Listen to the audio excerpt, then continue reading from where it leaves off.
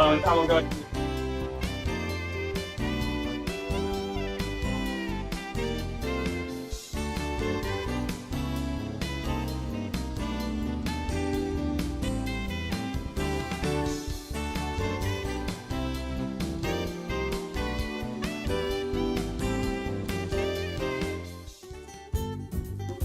Yuba-Sutter.live's local government live streams are presented by Plumas Lake Self-Storage in Plumas Lake, where lifelong local residents are helping other residents keep things safe, providing indoor storage units, outdoor RV and vehicle parking,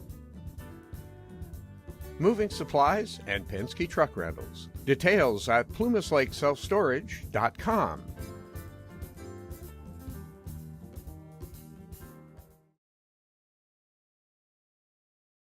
Yeah, I'll tell you about my city.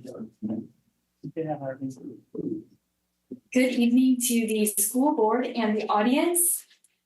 Wow, we've made it to the end of another school year, and I've been waiting for this. It's a very bittersweet experience as we say goodbye to our seniors, but get ready for the new year. However, we still have 2 weeks left of school.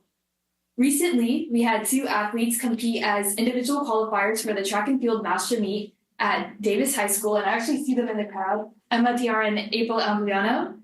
And in 3 weeks, they will be competing in Portland. So we're very proud of the girls. I was going to mention some of the other athletes, but I'll leave that to Mr. McCauley and their coaches, as they know them best. Our spring sports have therefore wrapped up, and we want to thank all of our athletes and coaches for their effort and dedication in making River Valley proud. Also, our yearbook has finished, and we've started distributing it as well. And I wish you could all see it because our yearbook staff and our classes put in so much effort, and you could really see it through all the pages. They put in so many hours and dedication, and it looks amazing. So thank you to Mr. England, who is our yearbook advisor. Our link crew also recently held its May Day, where they train and meet to prepare for the new year. Link crew is a program that helps the incoming freshmen transition into high school. The advisors, Mrs. Jensen and Mr. Fischetti, did amazing to prepare all of our sophomores, juniors, who are going to help the freshmen in their transition. What else for this? Last weekend, River Valley was the host of the annual Yuba Classic Tournament, which was started by one of our seniors last year, who is now an alumni. This tournament featured basketball players from across the state, and even some of our students from River Valley and Yuba City High School competed, and they won some awards as well. Our students from River Valley also helped put on the tournament by volunteering to do score, book, and even referee. May has been a very busy month with our AP testing, Falcocello Spirit Week, that was a great success, and now our Senior Spirit Week. We conclude our Senior Spirit Week this Friday with a goodbye rally for our seniors, and it will end with our classes moving into their new year. So the juniors stand up and move to the senior section to signify the transition into the new year. Also, these last 2 weeks will be packed with senior events like our Senior Sunset and Talent Film Awards that feature the movies made in our English classes by the seniors. It's a lot of fun to see all the talent and hard work they put into creating these movies. For the rest of our students, our finals will be on next Thursday and Friday, which will mark the end of the school year, and we will depart for summer break. But our seniors will have a Monday and Tuesday, and then leave for grad practice and graduation on Friday. And so our year comes to an end. And as the year closes and my term as school board representative ends, I would like to thank you all immensely. I've had an amazing experience acting as a representative for my school and learning about the important work you all do overseeing the district. And I hope to see you all again next year, rather at board meetings or at River Valley High School. For next year, I've been elected as the ASB Senior Class President, so I'm very excited for my senior year. Congratulations. Thank you all very much, and I hope you enjoy your summer break.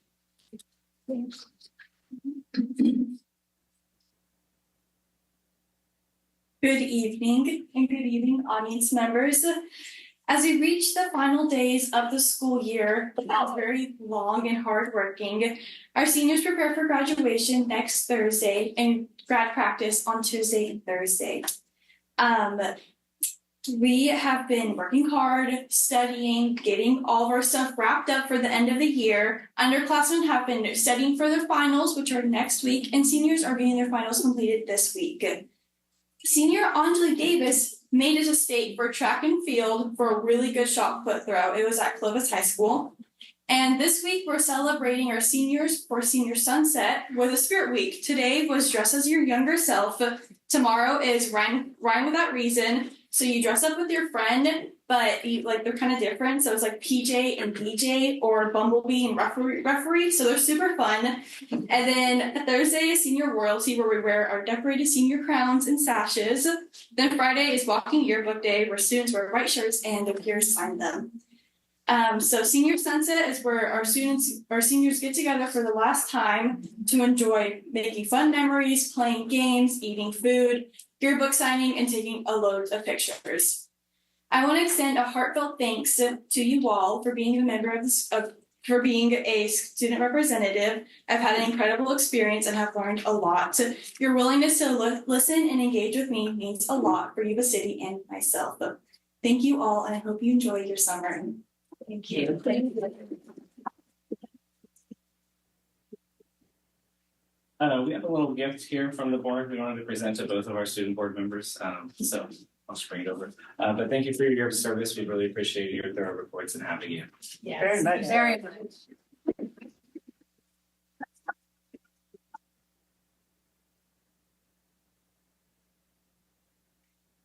Thank you. Best of luck.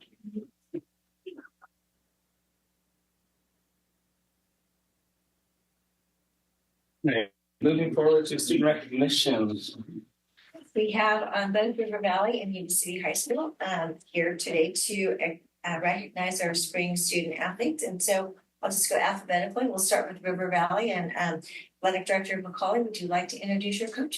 Sure. I don't know what order. Are we just going by the order that's on the agenda? Whatever. So yeah, so we'll go with boys golf first. Coach Taylor. You guys are really right. Or not. Somebody else. Yeah. Okay, so the boys golf season, as a team, we did not make playoffs, but 3 individuals make playoffs. So Montefiore, Albert Tang, both made it to the first round, which is considered a divisional round of playoffs. They both did well. And then Mark Ziggins was the third one who's not here today. He actually qualified out of there, which is really impressive. He competed at the Master Tournament in Stockton and did amazing. So he finished 15th overall out of 113 golfers. Nice. I've been telling everybody if he was like a wrestler or a track star, he would have made it to the next level. But because golf is golf and our section is unreal in terms of competition, he didn't make it out. He was 2 strokes from making it out. As a team, really impressed with this year with them. Started off kind of rough. The last league tournament, we finished 2nd overall, which was huge behind Wood Creek, who won the section title. So we did really, really well, grew as a team, and proud of the end for the hard work. So, we go. All right. And this is for your other, yes, thank you. Can I get a picture? I'll preview. Sorry. Thank you. Congratulations. And then next we have boys volleyball and Coach Amy Lopez.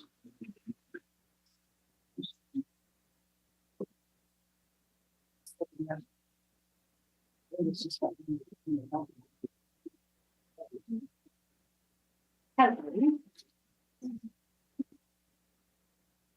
didn't know I was gonna have to really speak, so I kind of had to make this pleasant. Thank you guys all for having us. I just would like to introduce you to our varsity volleyball team. I'm Amy Lopez. I'm the boys varsity, and I did also JV this year. So these are all varsity, and I'm missing 3. So we're missing Josh and Elijah, who are at the Optimist game tonight, or Optimist practice tonight for their all-star game. So it's just pretty awesome. So our team this year put in a lot of work. They all pretty much played club volleyball year round, and it really showed. Let me tell you a little bit about them. They were scheduled 38 matches this season, and that was a lot. We were 28-10 overall. We were 8-4 in league. We tied for 2nd, but because our head-to-head game, we ended up getting 3rd. We made it to playoffs for the first time since 2018. We made it to the 2nd round of playoffs, beating Nevada Union, which was really awesome for us. We fell a little short at Granite Bay in the 2nd round, but it was close games every single time, and the boys did great. We were disappointed, but we were okay. But the real magic about this team isn't our wins and losses at all. This year, their determination to beat the school records was the most fun to watch. They looked at their old records. I'm sure every single one of them have a picture of the old records on the wall in the hallway, and they were so determined to beat every single one of those records. We even actually, in a game against, I don't even remember who it was against, we took a timeout when our setter got to 500 assists. We took a timeout and celebrated in the middle of the game on his exact 500 set. So that was pretty awesome. So this is their records that they broke this year. So I will read too quickly, sorry. So our school record for kills in a season for the past was 275. And this year, Jude Trojan, where are you? Wave your hand. He got 413. What? He smashed that. Josh Trojan, who is his brother, who's not here tonight, for kills in a career was 413 previous, and his was 506. So that was great. But I do have some extra games from him for stats that I still have to put in, so that number is going to grow. So then we got aces per match, and it was past 7 per match. And Alexander Hansen, he had 11 in a match, so that was pretty awesome. He also had the most aces in our season. Previous year 38, this year 58. Nice. And then Elvis Yerstegi killed the aces for career. It was 45 previously, and it was 83. So previous total blocks in a match was 5, and Logan Campbell, where are you? He got 8, so that was awesome. Total blocks in a season was previously 45, and Logan had 69. Yes. Total blocks in career previous was 53, and Josh Trojan again had 59. Digs per season. This one's big. So 240 was the digs per season previously, and Elvis killed that again with 353. Wow. Yeah. So assists per match. So assist, I don't know if anybody understands what the assists are. Is assist, it counts for a kill. So a setter set the ball. If they get a kill, then he gets an assist. So we were very proud of our setter this year, who's Elijah Salala, and he had assists in the season was 433 previous, and he had 1,288. Wow. He was nationally ranked in nationally California, and then it like everything. He just took everything. So that was pretty amazing for us. He got the assist per match was 42 previously, and he got 59. And then assist for career altogether for Elijah was 1,668, and previously it was 635. Wow. So that was pretty awesome for them. They did an amazing job, and can't wait to see what they guys do next. Well done. Yay.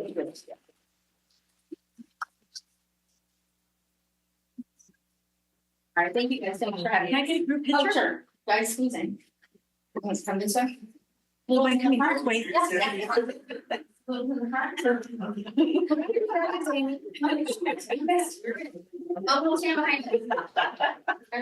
guys have done this before. Thank you so much. Congratulations. Thank you so much. Oh, one more thing. I would like to thank Phil for everything he does for us, because we cannot thank him enough. So thank you. And then next we got track and field coach Spongy Boyle. Dennis gonna go watch the games. Let's go.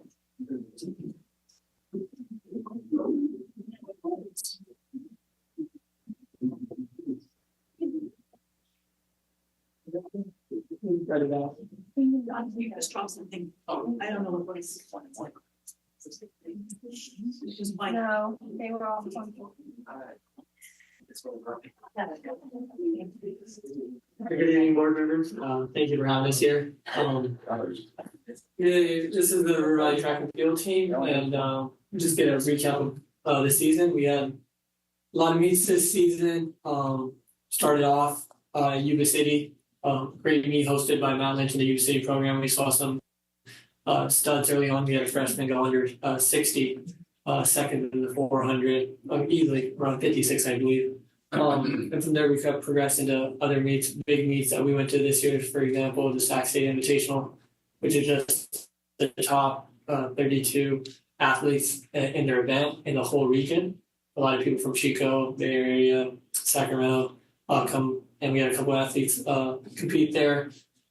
Big meets throughout the season. Dealt with some early injuries, recognizing a lot of young faces, figuring out what the sport is and how to transition from middle school to track and field at the high school level. But everything that they prepare for really comes down to the championships.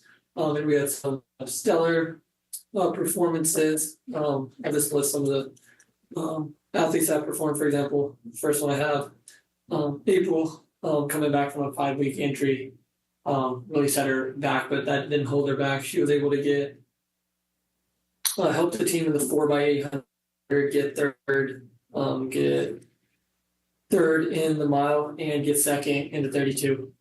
So all conference and track is just the top 2 in each event, and she was one of those athletes that was able to get all conference in the CBC, which is a tough league. And with the RL also helped the 4x8 get third. She got third in the 3200 and got fourth in the 1600. Nevaeh Brown also helped the 4x8, was top 6 in the 16, and then was top 4 in the 32. We also had Taylor Rogarilla, who represented the team really well. Had a lot of personal bests with their female sprinter of the year. Did really well this season in the 400 as well as also helped the team at the master level in the 4x8. Autumn Bonds was key as well. She was able to run in the 1600, was top 9 in that event, and also top 8 in the 3200. Also competed at the master level. We had Colin Bokrai, who was a sectional qualifier in the 1600, in the 3200. Was a college level sophomore in 1022. In the 32 and in the mile, he ran 4:45 as a sophomore, which is the second best time in school history.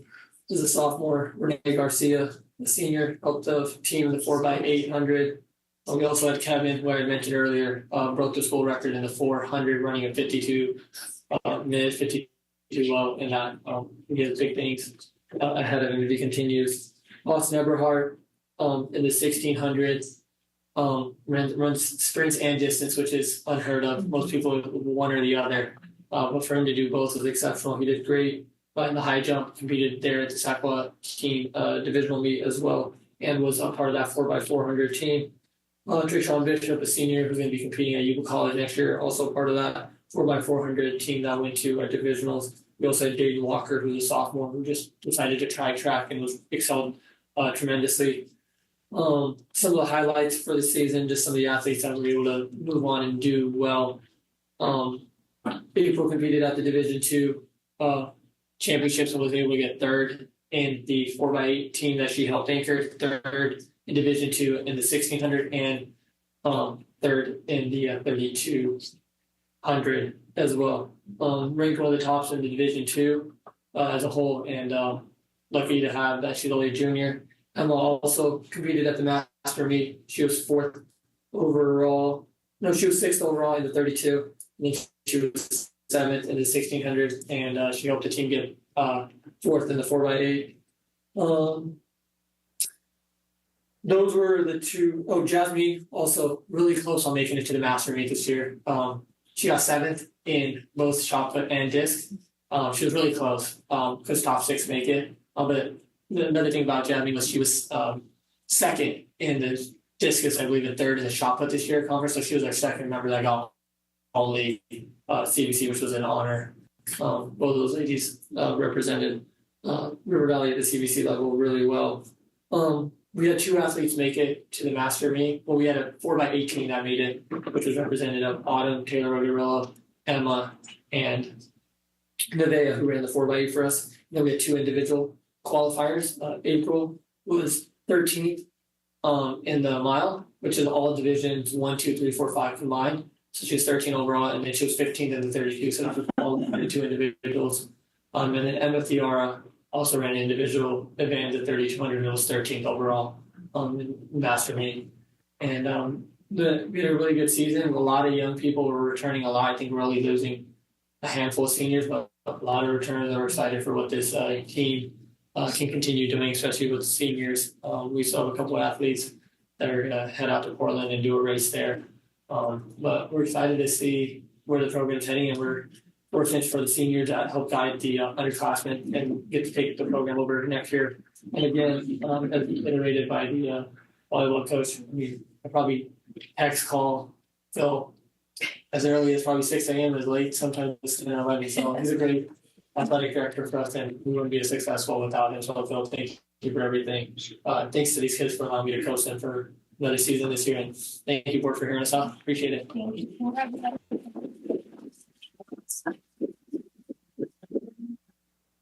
Emma? Yeah.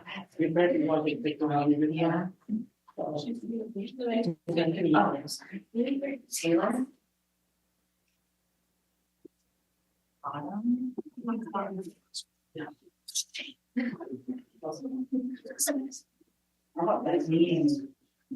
Congratulations. I was a shot putter. Yes. Kavan. You wouldn't think to look at me. Kavan. Don't be shy. Okay. Suyazo. Renee. Senor Garcia. Great job. Kevin. There you are. Austin. There's your. On this, Jason. Nope, not it. Trishawn. All right. Well done, everybody. So I'm going to give you these extra. Here you are. Well done, everyone. Why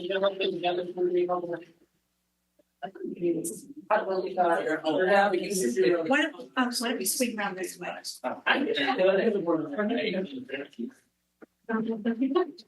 Couple letters down.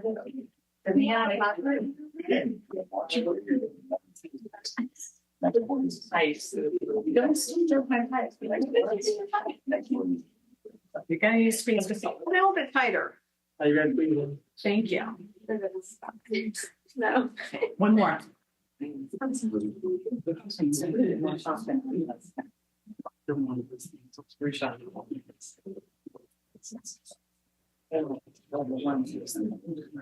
you very much. Bye-bye. Congratulations.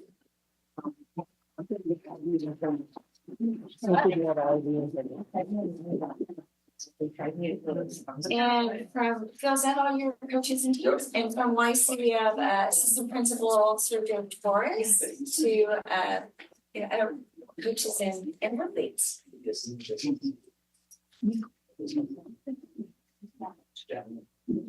Good evening, members of the board, parents, students. I'm here to recognize all of our incredible athletes, our dedicated coaches, and supportive families. So I would like to start off with our boys tennis. So we have Ezra Rager.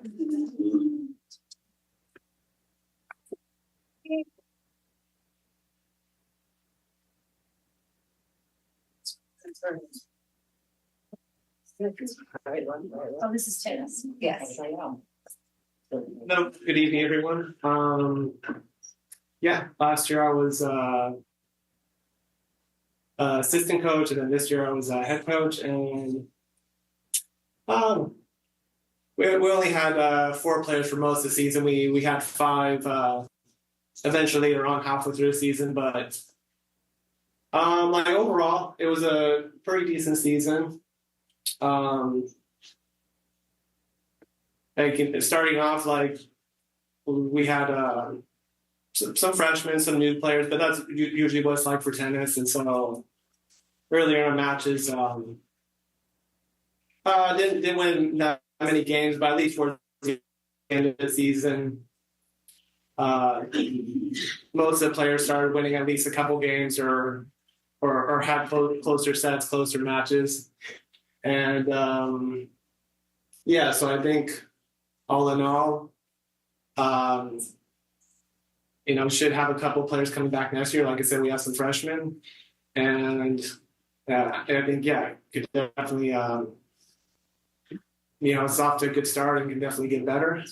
And then, like I said, Ezra was he was our number one, played number one for the whole season, and he won half his matches. And then even some of the matches he did lose, like they were pretty close.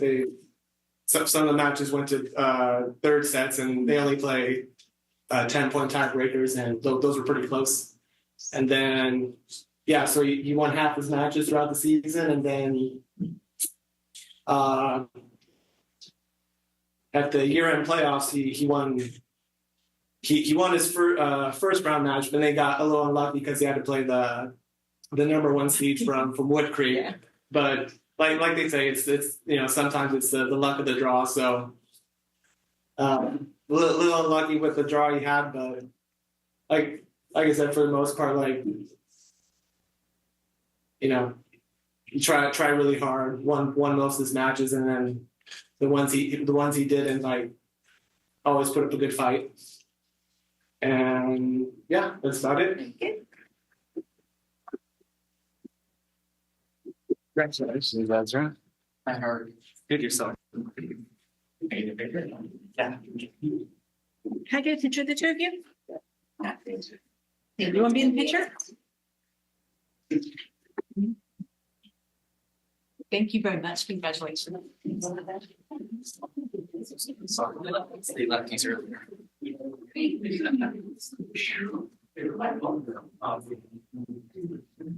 Thanks.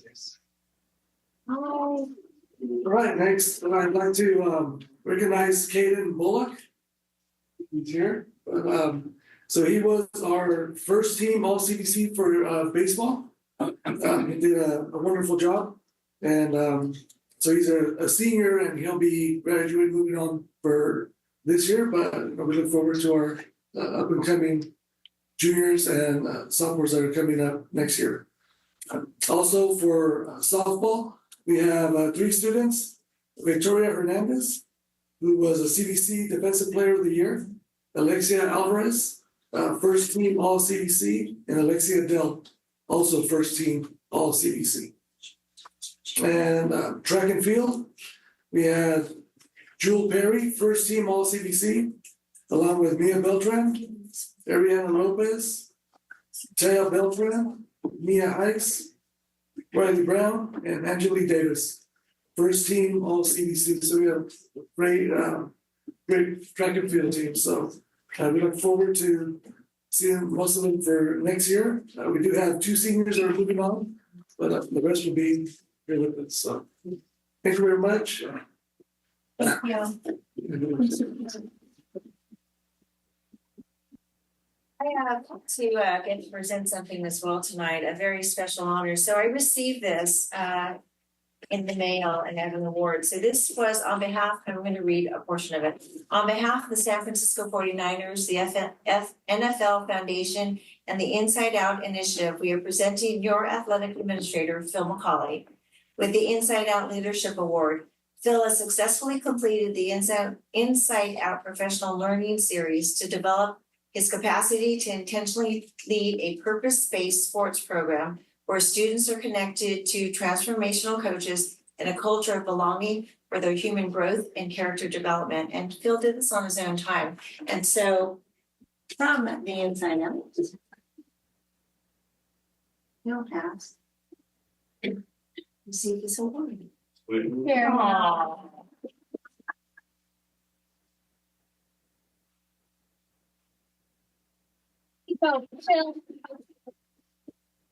So congratulations, because I know that if this was, you did it on your own time, and you did it your own initiative, and it's pretty impressive. So I was surprised this came to me, and I wanted you to be recognized. So I am presenting this to you on your behalf. Thank you.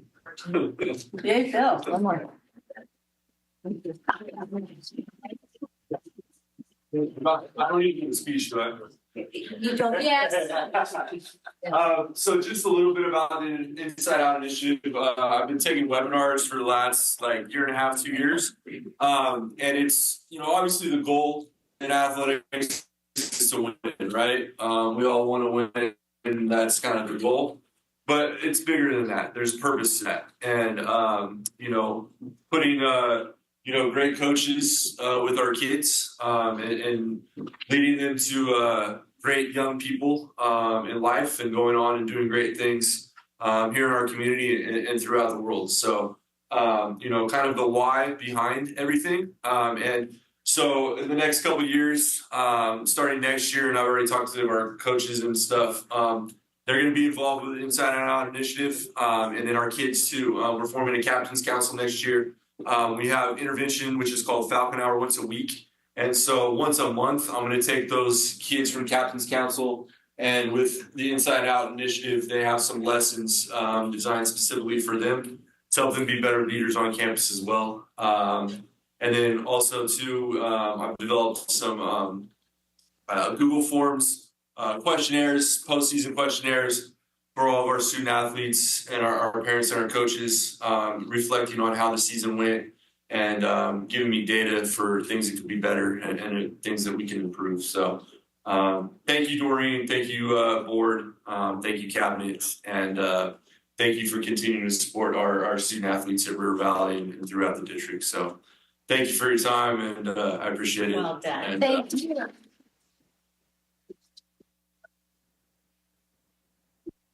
Rock star. Thanks, Phil. All right, thank you to all those athletes and their supporters coming out tonight. I'll give you a moment if you want to take steps down. Thank you.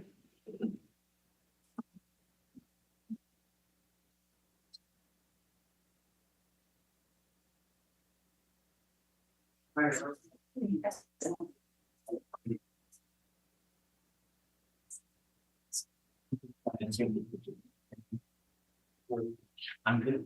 I'm just busy teaching. You should catch up sometime later. Yeah, sure. All right. You dad have my number, tell him to text me, okay? All right. All right. Bye, Adrian. Bye, Helen. Bye. All right. Nutrition. Yeah, so I'd like to welcome Chelsea Slattery. She is the director of student nutrition, and she's been doing some really awesome things. So she's going to share some stuff, and she's now famous today too. So.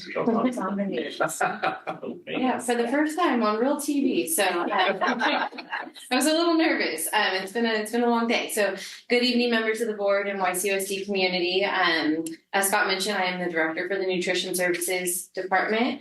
Our team is comprised of about 90 staff members who work very hard, so incredibly hard to feed our students in the Yuba City Unified School District. And as you all know, I love numbers, so I have to give you some more. But so on average, our crew is preparing about 4,570 breakfasts each day.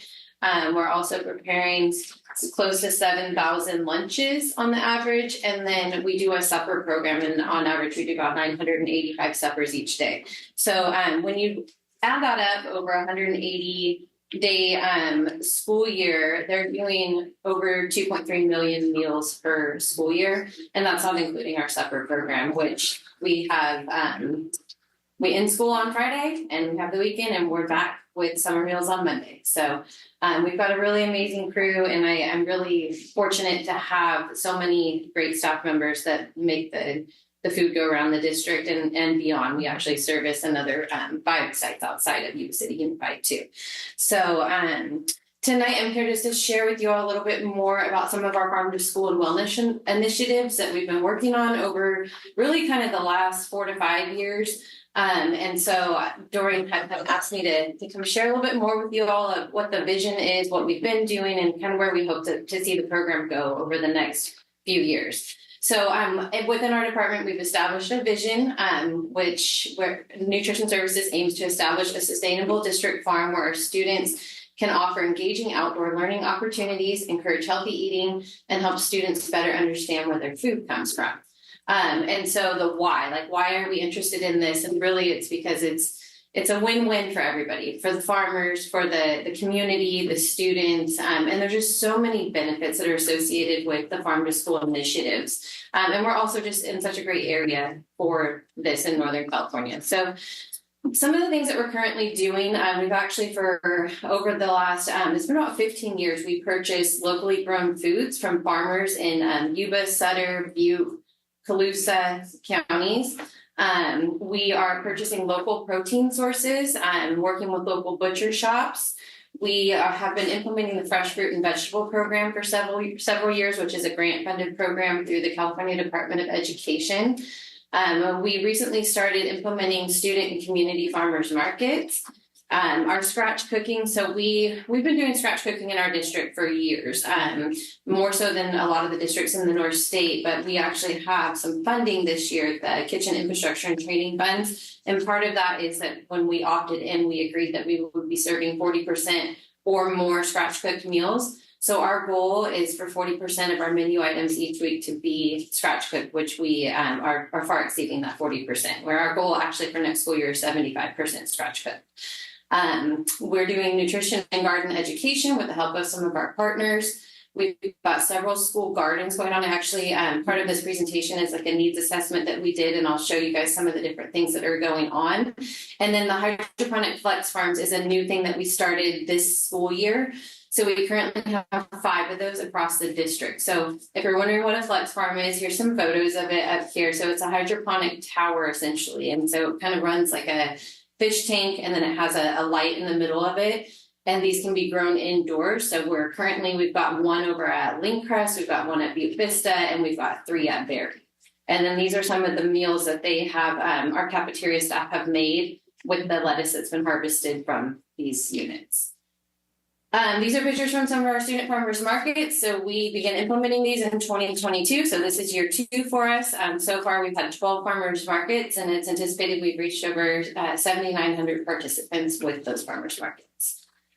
And then this is just the first phase of the program for Farm to School. So this is something that I personally am very connected to. I actually helped establish the Berry School Garden before I worked for the district with the Lowe's grant that I applied for through the University of California Cooperative Extension when I was employed with them.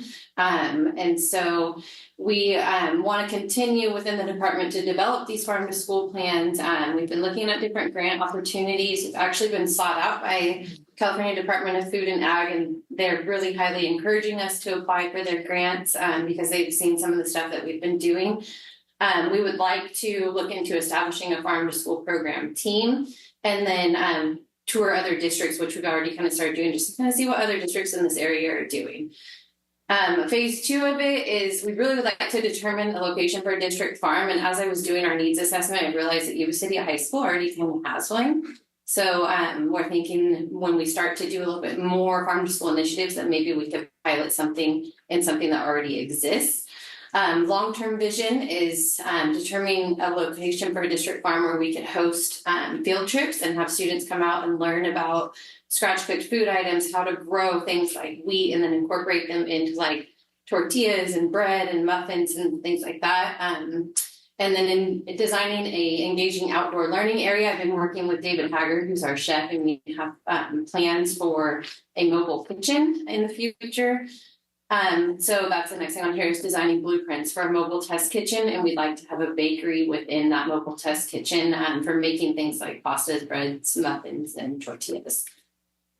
And then phase 3 is scheduling harvests at the district farm. So right now what we do, so part of our funding is if we want to spend money on farm to school initiatives, we have to show measurable outcomes. So all of the gardens that we have, the hydroponic farms we have, when we do harvest, we weigh everything. So right now we're at about 600 pounds of fresh produce that we have grown and weighed and incorporated back into reimbursable meals in the school meal program. And then we'd love to just design a experience for Yuba City Unified School District students to be able to come out and see these things that are happening and be a part of it. So scheduling field trips might include partnering with CTE programs, which I know somebody had asked about that in the beginning of the school year from one of the board members. I don't recall who it was, but we actually this year started partnering with CTE programs, and we've had their students volunteering in some of our kitchens.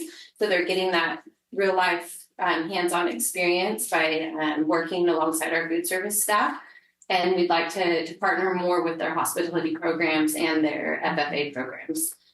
And then establishing a district-wide compost program is something, again, that we would like to move towards doing. We do have one compost program going out at Berry School right now. And then this was just an idea that was proposed to me by a local wheat farmer. So I have had an individual come to me and ask about the possibility of growing wheat on district property.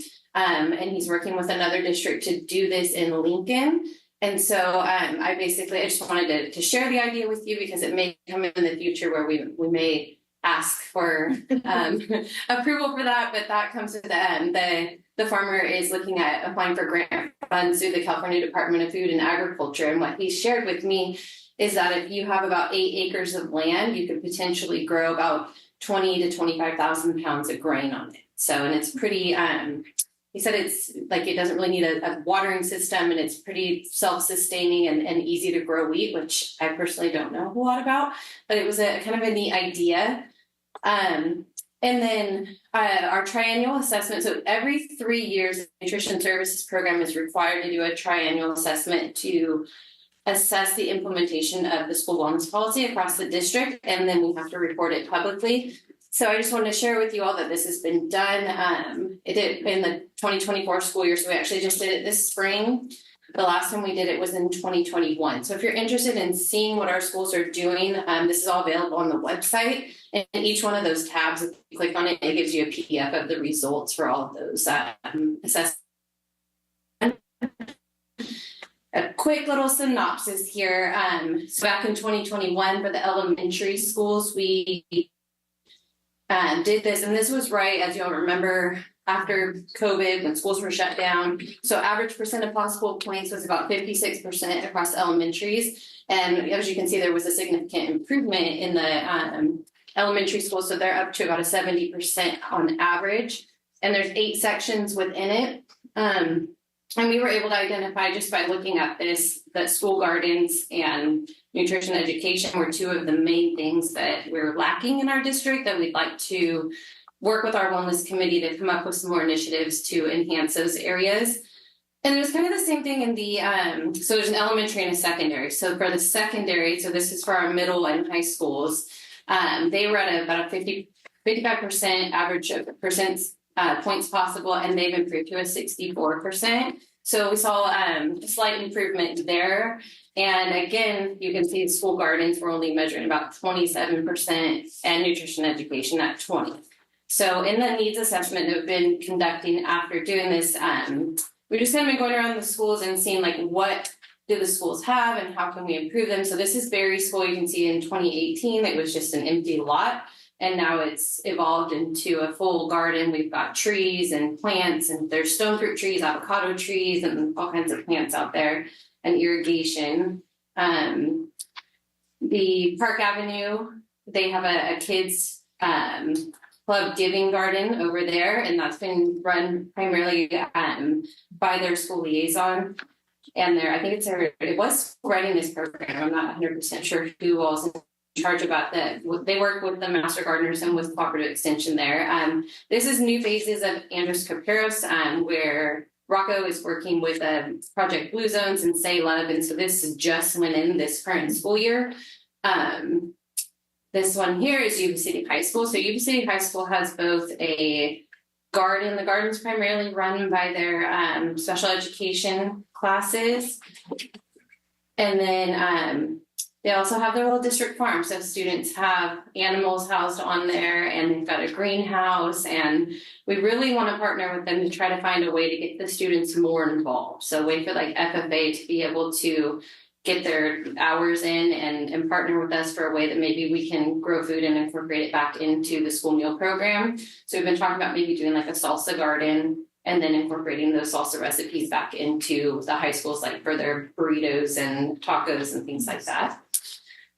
So this is River Valley High School. They primarily use their greenhouse for their floral club, and then they do plant sales as well. And then Terra Buena has a couple small garden beds through their county classes. And then Lincrest, so we just recently installed the hydroponic farm there, and we'll be doing a harvest with them next week before the end of school. We've been working with, I think it's a 3rd grade class there, so it's been fun to get the students involved in that. And then this is the Butte Vista Hydro Garden. We actually just harvested last week, and then we had a school-wide barbecue on Friday where we incorporated the lettuce back into the salad bar and onto the cheeseburgers. So, and then this is just showing a tally of all of the different farms across the district and the number of pounds that have been grown during the current school year. Our goal for next year is 2,000 pounds. So, and so that's about it. So I just wanted to kind of share with you all some of the fun and exciting things that we're doing and give you a kind of an idea of where we hope to go. And if you guys have any questions. Thank you. Are there any questions? No. Thank you so much. Thank you. Thank you for feeding Feather River Academy. That's where I work. You're very welcome. Our breakfasts and lunches. We appreciate it. Yes, because you're serving how many other districts right now? So we do New Astro, Grand Rivers Charter, Yuba-Sutter Charter, Feather River Academy, and Aerostem. And ATP, adult ATP. transition, yeah. Yeah, ATP so as well. 6, I guess. Yeah. So Good they're job. busy. We appreciate it. And we have 22 sites and 8 preschool sites, so 30 total. It is a lot, but it's great. So thank you all for having me. Thank you. Thank you. Moving forward to the capital program management presentation, the developer fee justification. Yeah, so I'd like to invite Kathy Domenico up. Kathy is our financial advisor for the district. She's presented to you a couple of times before. Last time we presented the developer fees for approval, and there was some discussion on that. I thought Kathy would be a great person to kind of go through the developer fee study, justification study, and also just answer questions that the board might have on this topic. And so I'll let Kathy go. Okay, thank you. Good to see everyone tonight. As Scott mentioned, I just wanted to provide you briefly with more detail and some context for developer fees, and then of course open it up for questions from the board. We'll start with just some background. And I'm going to spend a little time on the background because I think this is most important to give you an idea of the context of school developer fees. Developer fees are fees charged on new construction to mitigate their impacts.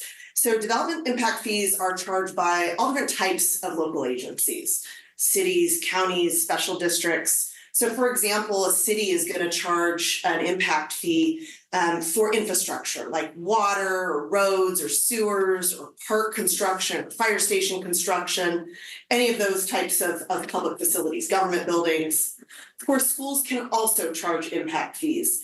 But unlike other agencies, school districts are actually limited on the amount that they can collect by the state. The state actually caps the fee in what we call a statutory fee. And every 2 years, the state adjusts that fee based on changes in the construction costs. And they use an index to determine whether construction costs have increased. In fact, in the past, construction costs have actually declined. We're not really in that kind of environment right now. The fees were most recently increased in January, and they increased by 7.84%. The previous increase was over 17%, which kind of tells you, and I think when we talked about the master plan, we talked to you about how expensive schools are and how rapidly those costs are increasing. The developer fee limits reflect that type of increase. The thinking, though, behind why school fees are capped has to do with the concept of a three-legged stool. I know that sounds really weird, right? The state envisions that schools are funded from a three-legged stool. One leg is new development through developer fees. Another leg is state funding, state grants. And the third leg is local funding, typically in the form of general obligation bonds, although in theory, you could use your own general fund. I don't know how much room most districts have in their general fund, so usually that falls back to something like local general obligation bonds. So the state is basically saying, we're going to limit the amount you can charge because we don't want the full burden to be on the backs of new development. And that was through a negotiation with the Building Industry Association several years ago. Oops, I'm skipping ahead. There we go. There are some legal requirements for any public agency to justify a fee. They're called nexus requirements. And this is just a listing of the 5 requirements. In order to justify a fee, you must create a study that goes through each of these components And it's somewhat technical and a little bit repetitive in nature. The fee study is based on certain state standards and justifies a nexus that is then adopted by a governing board in order to impose fees.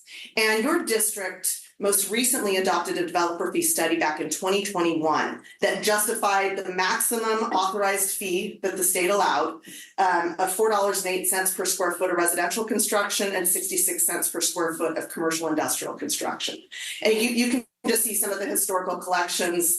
Last year, the district collected about $500,000 in developer fees, $700,000 the year after that. But if you look back, there's some lower numbers also, kind of the COVID year of about $40,000. So developer fees aren't a huge funding source for the district, but they are directly related to the amount of new construction happening within the district.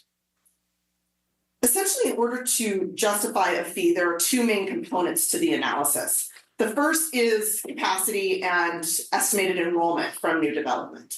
So when you're looking through a fee study, you're going to see kind of a prescribed calculation. We first look at the calculated school capacity. And I say calculated because if I put these numbers in front of a school principal, they'd tell me this isn't true. It's because the state provides us with guidelines and standards for how to calculate available classrooms and what the loading standards are. So based on the state formula, you have defined capacity. And then we use CBEDS, your enrollment from the second week of October, in order to determine what the enrollment level is by grade level. We then look at the projected students from new development, again, using state standards for student generation rates. So we're looking at the number of new homes anticipated in the district and the anticipated students for the state for how many kids will come out of those new homes. Those students are incorporated into your enrollment numbers and compared to capacity to determine the number of unhoused students.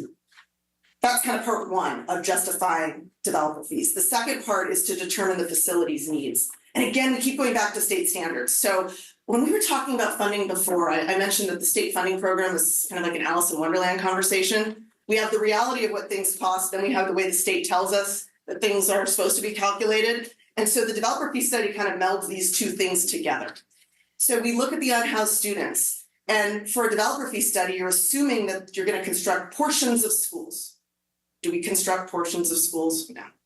But that's how the developer fee justification works for these statutory fees. So based on the number of unhoused students, you would need 0.09 elementary schools and 0.12 high schools. So in reality, what are we going to do? We're going to add classrooms to existing schools in order to fill these, create these spaces. But when we're looking at a state justification, we actually estimate the cost of school construction based on what the state thinks schools cost. We also need to take into consideration one of the legs of that three-legged stool, and that's how much the state is going to provide in state grant funding, and that's deducted out of the cost to determine an unfunded school construction cost. So essentially, based on the estimated students from new development, the available capacity that you have at their district and the number of unhoused students, and the portion of that that's not funded by the state, you have a cost of about $13.7 million that needs to be funded from new development. So to translate that into a fee, you have to then make some assumptions related to the number of units and the size of the units, because developer fees are charged on a per square foot basis. Not all homes are the same size. So we use the average size in your district of the new units constructed, which is about 2,600 square feet, in order to determine the facility's cost per square foot. Your district actually justified a fee of $12.89 per square foot of residential development. And if you were any other agency, you would be justified in charging $12.89 per square foot of development. But I mentioned earlier, the state caps that. So even though you could justify that level of a fee, and if it was a sewer, you could charge that. We can't here. We are capped by what the state sets the fee to be. The same concept applies to commercial. And there's a complicated table in the fee study, because again, the state sets the standard for how we can calculate what the commercial fees are. So locally, we use your cost per student, but then apply several ratios that were set actually years ago, back in the 2000s, related to how many employees per square foot based on the different types of commercial development, and ratios for the number of employees residing in the district. Because the theory behind commercial development is commercial development does generate kids, but not at the same level as residential development. So people that are employed within a particular area, if they don't live there, may bring their students to schools where their businesses are located. So that's the summary of the commercial square footage. But again, just like the residential, the commercial fees are also capped. So your district is actually has justified developer fees in excess of the statutory fees that are set by the state. Therefore, you are justified based on those nexus requirements that I mentioned at the very beginning to charge residential developer fees of $5.17 per square foot and commercial developer fees of 84 cents per square foot of commercial and residential new construction. So this isn't a fee that is charged on existing homes or businesses. This is if somebody's going to pull a building permit to build a new unit or build a new commercial building, that's when these fees would apply. When we implement the fees, if the board wants to move forward, we need to notice a public hearing, and then the board would hold a public hearing. At the conclusion of the public hearing, the board is able to consider a resolution to actually implement the fees. And you may begin collecting the fees no sooner than 60 days after the adoption of that resolution. And there are some legal requirements for how to track and account for those fees. I also want to put this into a little bit of context with your master plan. This is really a small piece of the overall facilities master plan funding plan. If you think about what you can use developer fees for, they can be used for the replacement of old portables that have exceeded their useful life. So if there's a portable classroom that's been on a campus for more than 20 years and has not been modernized, so it's really deteriorating. From the state's perspective, it's exceeded its useful life and is not available to accommodate students from new development. Therefore, you may use these funds to replace those old classrooms with new buildings to accommodate those students. Or you could use it simply for new classroom construction, but these fees must be used for capacity purposes. It's also just, as you think about it, a mechanism for new development to pay its own way. It helps to ensure existing taxpayers aren't bearing 100% of the burden of the cost of new development. So that's just kind of the general concept and how it fits into your master plan, but frankly, it's a small piece of that overall master plan. That unfunded piece, so we've got the developer fees you can charge based on the state, you have the state funding that was already included in there. You still have about $7 a foot that would need to be funded from other local sources if you're building new classrooms. So there is a shortfall, and your district doesn't have a local funding source for that shortfall. So how do you accommodate those students? Well, you're really just trying to fit them into the existing facilities you have and doing your best based on the funding that's available. So that's kind of the practical implementation of that. So with that little overview, I wanted to make sure, see if you had any questions, and it doesn't necessarily need to be on the presentation, but any questions on fees in general or the implementation of the process of the fees? So I'll just say, a lot of time we have, there seem to be some questions about, will this slow the growth of development in Yuba City, and also what are other districts doing? Yeah. So we came out shortly after the new fees were approved, and a lot of districts hadn't increased their fees yet. So we were more of an early adopter at that point. But since that time, we just did a list of neighboring districts. So these are the districts that have moved to the new $5.17 rate. Gridley, Marysville, Twin Rivers, Woodland, Rockland, Natomas, Chico, Plumas Lake, Wheatland. There are a few that are still at last year's rate, Orville and Washington Unified. I imagine they'll be popping up soon. I just don't know when. There are a few outliers though, which are, I don't know the politics behind them, but Sacramento Unified is at $3.36. Davis is at $2.97. But those are really those are the two outliers that I see on this list. I didn't hear you mention Yuba County or Live Oak or Sutter, where they done anything. Marysville or Gridley. Marysville's at the max. So since our last board meeting, they increased theirs. Okay. I didn't include Live Oak. It's not. They're smaller. I just didn't include them, but I can. No, I just was curious because Gridley. You said Gridley did. They went up to the. You mentioned Gridley's up at 517. And some are actually higher. So what I didn't mention is level 2 fees. Some of you think that's right. Western Plasters are higher than that. These are the statutory fees. There are exceptions. Again, state law, there's exceptions every time I turn around. There are exceptions to the statutory fees. So certain districts meet qualifications to levy more than the maximum. They have to follow a different set of laws for how to justify that. Your district does not meet that requirement. You don't have the components in place to charge more than the maximum. But there's a handful of other districts, and I'm just going to, Western Placer's one that I know just approved theirs last board meeting for more than the statutory rate. I don't think I have any questions.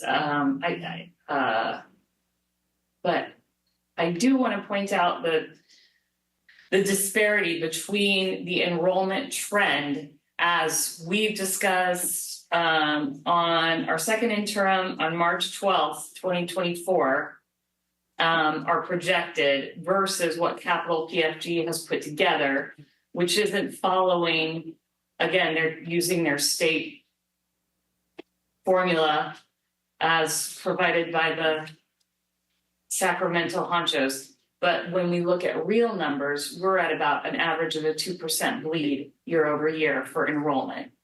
So and we have had some new development here.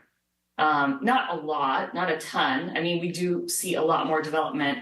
And I don't know, I know, again, the state formula, as she said, but is the average house size that's going in now really 2635, or is that, I don't know if that's a real number. That is your average based on the assessor's tax roll.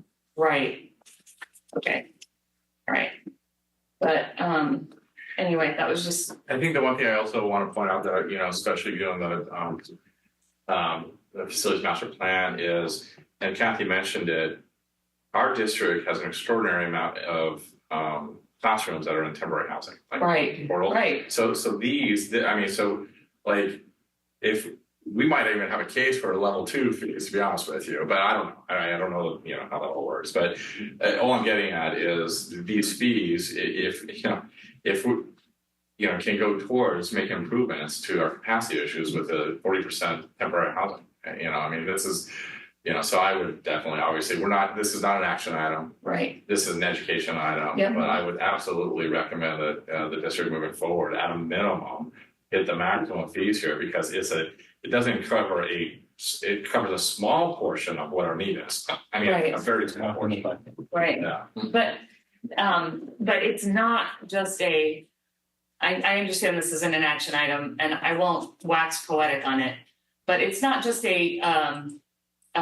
something that's all in and of itself. Like we just put this on this unnamed third-party developer. It does have repercussions within the development of our community. And again, like I've said before, we get 0% of the fees from developers who decide to develop elsewhere. Well, that's a good point. But so the question is then, do developers like good schools, or or is the fee more important? I mean, I would contend that they want very strong and good-looking schools in there and in your community, but you know. No, I agree. I mean, you bring up an excellent point, and also I think that we also know whatever we charge developers, it's not like they absorb that. That will be passed down to the consumer. Yes. And then with rising mortgage rates, and as previously mentioned, the rising building costs, it's just becoming increasingly more difficult to own a home in California and maintain a school district. I know, right? So we just want to be thoughtful about it. But I do appreciate the information. Thank you very much. Thank you. Thank you. Thanks, guys. It is. It's crazy. I certainly if you don't mind, we have the fire performance prior to the. They better myself. You're getting ready for fire. Just think about that. So you will recognize from the retiree reception Linda Robinson. So Linda has brought some of our students that are in the choir to perform, and so she asked if we could kind of adjust the schedule, and of course to have our students come and perform. I've heard them; they're pretty impressive. So I'm going to turn it over to you, Ms. Levy. Yeah. So this is actually my little chamber choir, and so there's 4 of them: Mia, Sadie, Lexi, and Leah, and they're going to sing Boogie Boogie Boogie. Oh, no, sisters, come on, let's go. Can I sing with you? Sure. Is this an interactive performance? Grab me one of those chairs that's short. Okay. One of these. Yeah, then I can just sit right there. Okay, come here. This is definitely someone's chair. No, because they're gone. There's nobody sitting there, darling. I'm aware. They're gone, they're gone. Turn it around. Because you're gonna face that. Oh, Joy. Oh, yeah, I'm good, I'm good. More room? Okay. Okay. Wait. Oh. Silly girl. And I'm playing a CD because I play that better than piano. Come behind us for photos. You're welcome to. Yeah, come on behind it. Yeah, you're welcome. They'd probably rather look at you than us anyway. You're real. Really nice. Yeah. This today. Go this way. All right, ready, kids? Okay.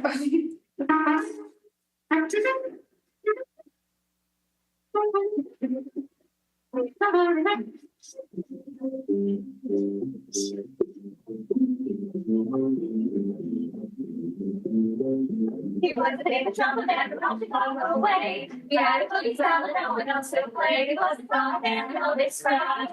But then his number came up and he was gone. And they dragged us in the army now. Lord around the beat. He's a boogie boogie bugle boy company. They made him blow bugle for his Uncle Sam. It really brought him down because he couldn't jam. The captain was still on grip stand. Because the next week he got went out and drafted the band. And now the company when he was memory. He's the boogie boogie bugle boy company. A tune, I do because the hate of the bar. And we'll keep it on, we can't say no. Just like the basic guitar, just playing with them. He makes a coming jump when he was memory. He's the boogie boogie bugle boy company. He is so boogie boogie bugle boy company. And when he plays boogie boogie bugle, he's busy as a buzzy. And when he plays, makes a coming jump and he's to the bar. He is the boogie boogie bugle boy company. He goes the ace of the ball. He can't let it go.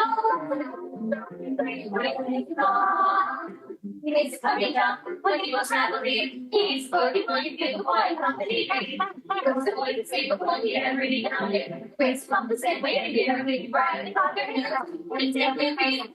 Because they know every place is coming is a movie. Really great song. He will run away. He's the boogie bugle boy company. I do. The bar.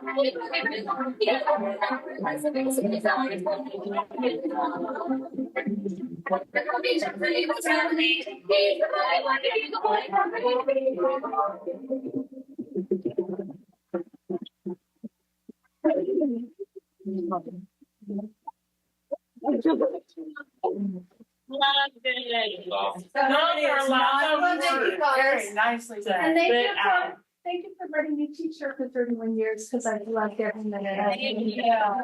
Well, you can teach longer. Make it 32. Thank you. You're wonderful. That was awesome.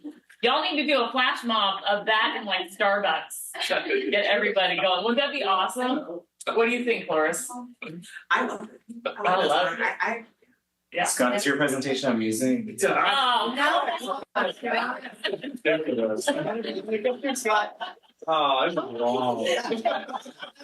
It was the Boogie Woogie budget from 2024. I don't think they can pull that off. Oh, But I don't know until you try, Leslie. You are, All right. thank you for letting them. That was wonderful. That was fun. I loved it. Thank you. See that on there. Yeah. It's not every group can do that, you know. Although wrestling might. You can try it. Well, so I don't have any, totally shocking news. I try to keep you updated on what's going on, and state budget's not great, so our budget's not great going forward. So We have the May revise happened last week, and from that, so School Services California really put together, digest the budget and puts a pretty good presentation on for us. We spend half a day kind of going through it and getting all the information. I boiled that down into a few slides that these are actually from School Services, and there's a couple things on here that I will point out. So as I mentioned at second interim, we're not expecting a huge program cuts to education necessarily, but other parts of the state budget are definitely getting cut. And so they're kind of going through it right now, trying to figure out exactly how we're going to settle on the budget in June. But we do have a significant budget shortfall, and they're trying to kind of plug that gap right now. So again, you're going to see a lot of cuts to other programs. K-14 education continues to, have basically a minimum guarantee. It's called Prop 98. It's complicated in the actual details of it, but generally it just says 40% of the budget is going to go to schools. So there is something that kind of funny is going on with the governor's proposed budget that we're all trying to wrap our heads around it. So he's trying to. So when we got our budget for 23-24, the state did not have income taxes. They delayed income taxes, so the state didn't really know what their budget was. But they gave us a number anyways, based on what they thought they were going to get. Well, so at the end of the day, that number was about $9 billion.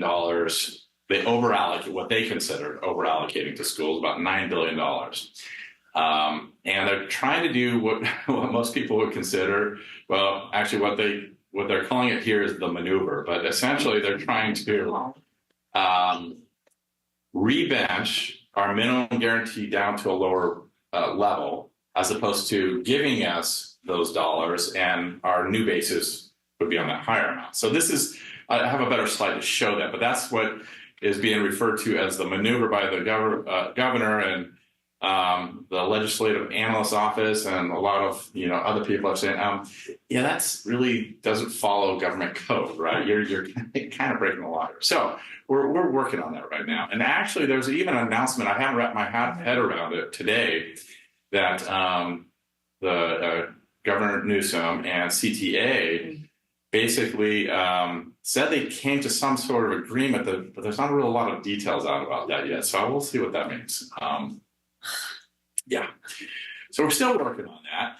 But so the three, as we're looking at the budget, the statutory COLA, the cost of living adjustment to our main funding formula, the LCFF, has been bouncing around over the last projections for the COLA for the 24-25 year has been bouncing around a lot. We thought it might be 4%. This was when we developed our original budget for last year. Then we started getting into the year, well, maybe it's going to be 0. And now it looks like it's settled at 1.07%. So that's been difficult for us, giving you guys projections on how to budget for a multi-year period. But right now, this is where we're at, 1.07. The maneuver is kind of that little green bar, not necessarily kosher. We're not believing, and a lot of people aren't. So we'll see where that settles. And then also, I'd just say right now, kind of some risk to the overall budget planning process is the revenue assumptions that the governor has isn't really in line with what the legislative analyst office believes. So we think the assumptions for revenues are probably a little aggressive from the governor at this point going forward. So when the governor came out with his budget proposal in January, he knew that there was a problem, right? State revenues aren't coming in like expected. So what are we going to do? They did take early action with Assembly Bill 106 and by reducing expenses by $17 billion going forward. So that was good early action, but we're about $50 billion in the hole, so that's still not all the way there. And then there's some other, so through some of these kind of proposed, early actions of some budget reductions, some borrowing, some delays and deferrals in different items, he basically saved or continues to have about a $27 billion problem. This is the maneuver I was kind of talking about. So they gave us 107. $107 billion, but they should have given us 97. Typically in that scenario, what they would do, and they've done this in the past, we've had budget problems before, they would say, okay, we can't pay it right now, but we owe you that 107. What they're trying to say is that we don't really owe you that.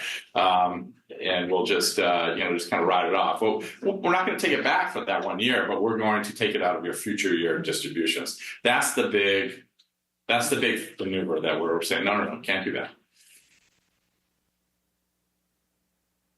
I'm not going to get into a ton of detail, but I noticed I probably never shared the, really kind of the detail of what goes into the LCFF. So I want to hit that just a little bit. We get actually different funding for each grade span. So you see on the columns there, I have TK3, grades 4-6, grades 7-8, grades 9-12. You'll see that, so essentially what we do is there's a different dollar amount associated with each grade span. And once we get our cost of living adjustment, we throw it in there. So we just put an increase to each of those dollar amounts. So you see the 23-24 going up by the 1.07 gives you your base amount per ADA. That's all in the red box, and you see it different for each of those groups. There are some add-ons though, and the add-ons, you get an add-on of TK3 because essentially we need to keep those class sizes lower. So they give us additional dollars to do that. They also give us additional dollars for the high school level. It's just more expensive to do high school. And then the blue box is really additional, what we often refer to as supplemental concentration dollars. These are additional grant funding that helps us take care of our more needy populations. So these are low income, foster youth, English learners. We get additional dollars to to provide services to support those groups. And then the bottom row is newer, the TK add-on. So in transitional kindergarten, it actually was implemented this year. There's now a requirement to have 2 adults in a classroom of 24 TKers. So they give us a little bottom line there is also that TK add-on to help pay for the additional adults. So that's kind of how the sausage is made when it comes to LCFF. I just want to give you that detail. Can I ask you a question real quick? Yeah. On the TK add-on, is that a para or is that an additional teacher? Additional adult is the requirement. We use a para. Most districts do, but that is what we do. Yeah. Thank you. Yeah. And then this is what it means for Yuba-Sutter Unified. So all that stuff on all those numbers on the first page, if you just average it out, it comes out to about $14,653 per ADA for Yuba-Sutter Unified. We're projecting our ADA, average daily attendance, to be 10,777. And so that's basically $158 million. However, that is a $5 million reduction from last year. So that's what we're grappling with when we're doing our budget for 24-25. And these are just a couple. This is just some of the assumptions that we use in our planning. Obviously, the top line is the COLA. This is because we're not in charge of our revenues. We're in charge of what our expenses are. But you can kind of see the cost of living adjustment for 23-24 was big, expected for 24 at 8.2%, small and projected in 24-25. And then you see this averaging out. It's just projections of about 3% going forward. The other thing that has been a pretty significant cost to districts generally, but it's leveling off some, is the cost to support the pensions for our classified and certificated employees. So you can see the CalSTRS employment rate has leveled off at 19.1%. Now that could very well change. When it's changed by statute, the legislature. So there's no proposal for that to happen at this point. The CalPERS rate continues to go up. You can see those numbers just go up ever so slightly over the few years, though. It's 26.7 up to 29%. Payroll's our biggest expense, so this is just an increase in cost that just affects our budget. Oops, kind of skipped something here. All right, so this is not my area. This is Floris's area, but it was just interesting. I thought, we are seeing, and actually we notice it just anecdotally from the resumes we get for teachers, the staffing shortage for teachers is getting easier, right? It was interesting. We had so much state and federal dollars, and every district, not just in the state of California, in the United States, was trying to hire teachers to provide additional services above and beyond what we were already doing with all this one-time money. It obviously didn't turn out very well for anybody because, we had all this money that we couldn't really spend in the areas we wanted to. And then it created a teacher shortage for every school district, essentially. That craziness is becoming less crazy. We still have those kind of our usual suspects where it's hard to find special ed teachers, math teachers, science teachers. But it seems that part of the crazy is getting better at this stage.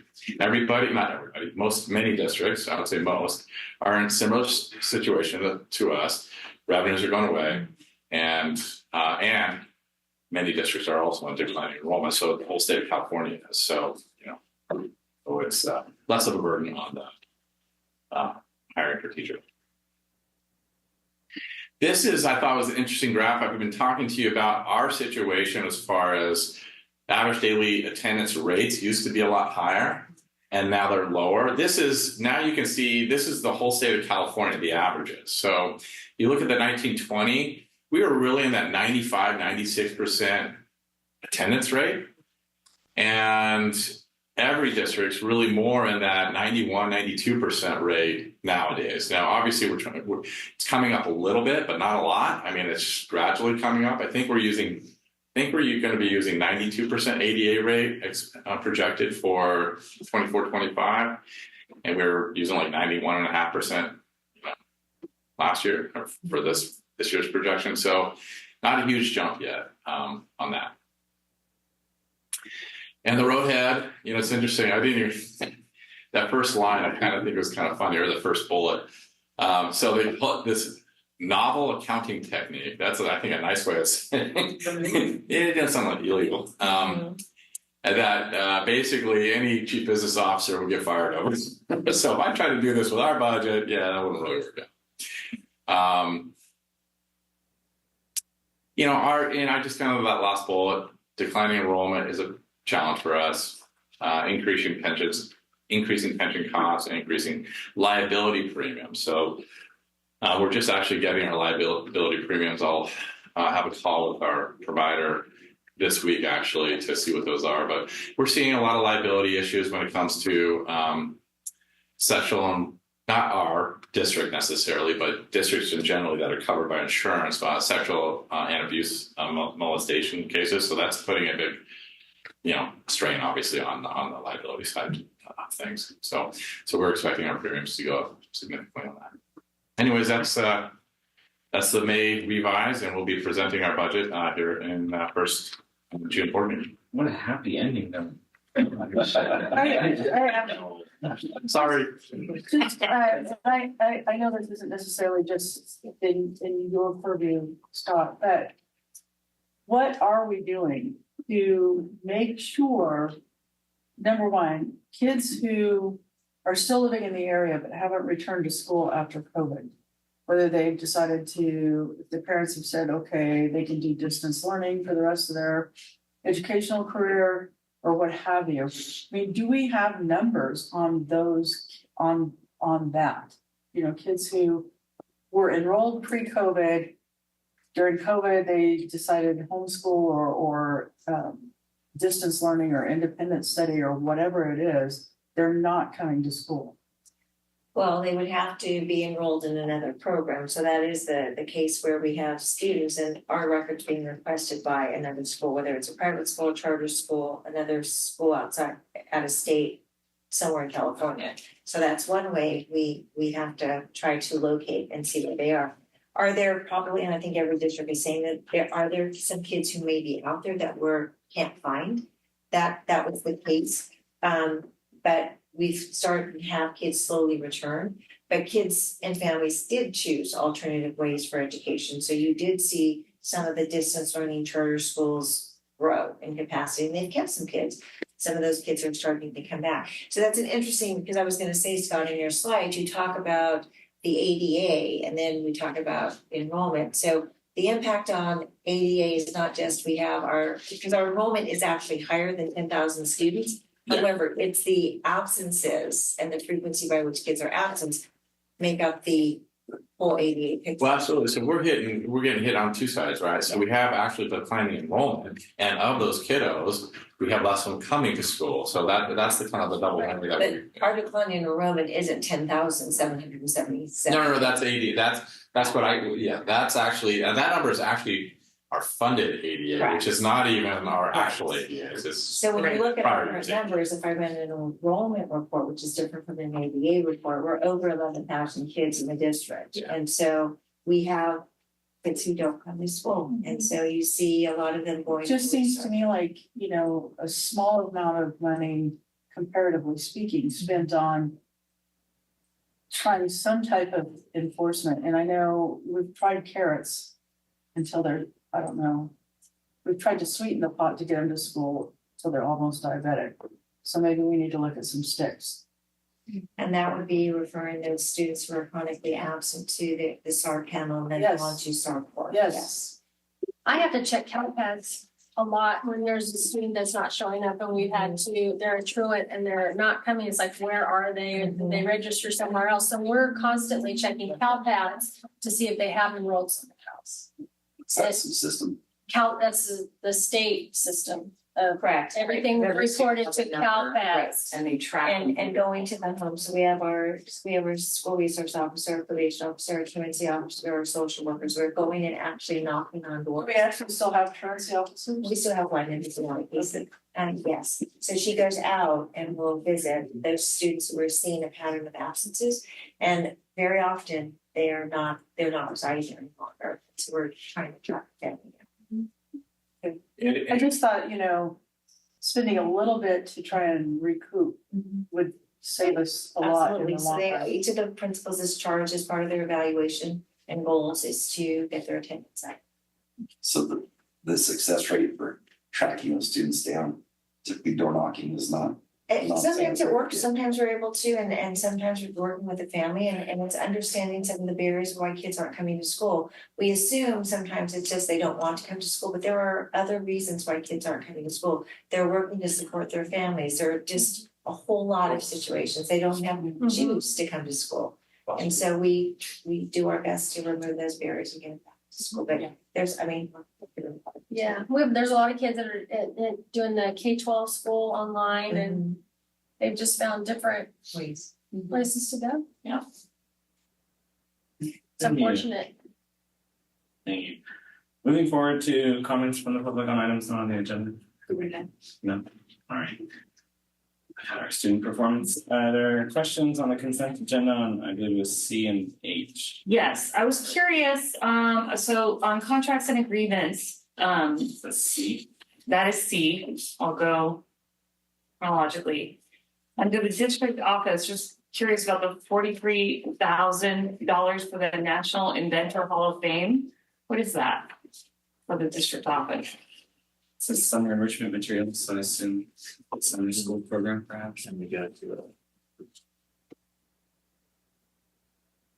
It's page 1 of contracts and agreements. National Inventor Hall of Fame, summer enrichment and 2024 materials. So the national inventor is that's the vendor, right now. Yeah, that's for summer school. That's for our enrichment program that we do. Okay. So it's an educational program for our enrichment program.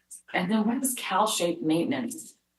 That's probably you, Scott. Yeah, that's probably, so I don't know specifically what that actual item is, but we do participate in a CalShape grant that they actually they provide I think the people to do the work, and so they inspect our HVAC units and that kind of stuff, but we have to provide some of the filters and some of the materials. I think that's what that's about, but I can't tell you for sure exactly what that's about. thank you, I appreciate that. I normally try to ask these beforehand, but because of the 3-day weekend, I just want to apologize for that. But I do read your Friday letters. I do see the thing in bold. I totally get it, and I know. Just want to recognize you for that. I know the answer. I will. I do try to ask these questions in advance. Okay, the other thing I want to say is H. Hey, listen, if you haven't read H, I highly recommend it. It was excellently put together. I love all these Title I school, the SWP. I read them, so I just had a question, and I guess this is for you, Tino, because all of these have, great root cause analysis. You can tell it came from a lot of different input individuals. It's just the kind of thing I personally love to see. As far as people, boots on the ground, teacher, that sort of thing, looking at the problem and developing a measurable action plan. That just makes my heart happy. The only thing that I didn't see in any of these that I had a question about, because every single one of them listed academic achievement and improvement as being one of their action plans and listed several different ways they wanted to do that. But all of the ways that they said they wanted to do it was with bringing kind of the bottom up, right? Which I feel like 80% of the time we're talking about the bottom, those like yellow red zones, right? And we're trying to bring them up, one more, which I get, I understand. But if you're bringing up academic achievement, we can't ignore the green blue, right? And I didn't see anything on there that was like, hey, we want to improve academic achievement. And if you're improving academic achievement, you're not just trying to get the bottom up. We want to get the up even higher and I know we have achiever programs, we have our dual enrollment, we have our early college program and that sort of thing. But I know there are some star students that, and I guess I'm just wondering why, and maybe it's, but anyway, you can explain it, why that wasn't in any of these action plans. Like we want to get the upper tier even higher and exposed to even, right? Does that make sense? So it's the school-wide plans are specific for Title I. So there's two types of Title I programs. There's targeted assistance, which we had 6 of our schools on. So targeted assistance is where you have to identify specific student groups. Like for example, these kids, foster youth, for example, or homeless students are struggling in math. And we have a small percentage of homeless students. And so that school, let's say, for example, Lindcrest, they would have to write specifically to get money for 25 kids who are homeless. And that was targeted assistance. Okay. And so school-wide, which we're doing now, means it's for every single student in the campus. Right. So but they have to, in their comprehensive needs assessment, they actually have to target the most struggling subgroups of the campus to actually get that root cause analysis. So that's just for this funding source, yeah, right? So we have other funding sources for other stuff, but this is for the struggling students. We also have Title II, Title III, Title IV. And so but the benefit of this is actually it's for improving the entire educational program of the entire school. So it actually benefits your high achiever, your middle achiever, and your low achiever. Well, those two things sound like they're saying different things. Well, and I think that again, it's a funding source, and so this funding source is generated by students who are identified as low socioeconomic, and so it targets those students who are the struggling students. That's the intent of the funding Title I. Thank you. Yes. The intent of the Title I fund. Okay. But you'll see, like Scott Sheridan, someone just rattled off the different funding sources. There are other funding sources, and you'll see in the LCAP, there are some of those things built forward, again, because that is what the stakeholder groups or the education partners will say. What about our blue and green groups? And so you'll see GATE programs and our early college program. So you'll see those funded out of a different funding source. Okay. And this is a benefit because it's more flexible to use this funding for all kids. And but they only want to get stats on the socioeconomic below, even though it's any of the unduplicated students, any kids who are EL students, any kids who are economically disadvantaged, homeless, foster, the kids who are traditionally in our testing in our state are the lowest achieving students. Right, and it is intended, that funding source is intended to close the achievement gap between our students. So that is why the funding is in the white. The design of the intent of the funds is Okay. written the way it is. I just know our culture, as a culture, we don't wanna stagnate or ignore the higher performer and just be like, okay, well, you're good on your own, sit there and read a book. Right. And we're not also, so I just wanna make sure that's it, that's all I have. Thank you. With that, could we have a motion on the consent agenda? I make a motion to accept the consent agenda. Second. On the motion by member Ciocciola and a second by member Lamb. All those in favor? Aye. Aye. All those opposed? President Donnie is still absent. Yeah. Thank you. Motion carries. Thank you. Moving forward to action, 14A, expulsion and suspended contracts and readmissions. Motion we approve is discussed in closed session. Second. On a motion by member Quilty and a second by member Ciocciola to approve as discussed in closed session. All those in favor? Aye. All those opposed? Hearing none, the motion carries. Moving forward to 14B, first reading for proposed revisions to White City Board policies. Thank you. As I shared, I'm bringing the policies back as a first read, and I am seeking feedback in the first read. So new language is underlined, old language is struck out.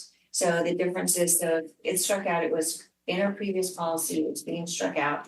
There is one out there, as much time as we put in, there's still one piece that was incorrect. So member Cecilia, you asked about option 1 and option 2. Option 1 actually was the actual option in the previous Yuba City Unified Board policy. So that should have been the one identified because option 1 would be the recommended based upon the previous policy that we had. The board review, if there was an appeal related to, and it was in our former board policy, was about instructional material. Right. So under the UCP, if there was a dispute and the complainant did not agree, the recommendation would be option 1, moving on to CDE for review, unless the board chose to make a change in that option. Well, personally, I would like to not go to the CDE. I would like to keep it in the board. That's 1/7 vote for me, right? Now, was it helpful in terms of the underlying? Oh my gosh. So much better. Yes, I read all 59 pages. So we tried. Thank you. It was so, at least to me, anyway, I'm only 1/7 of the readers, but yes, I would like to thank all those involved with that for that.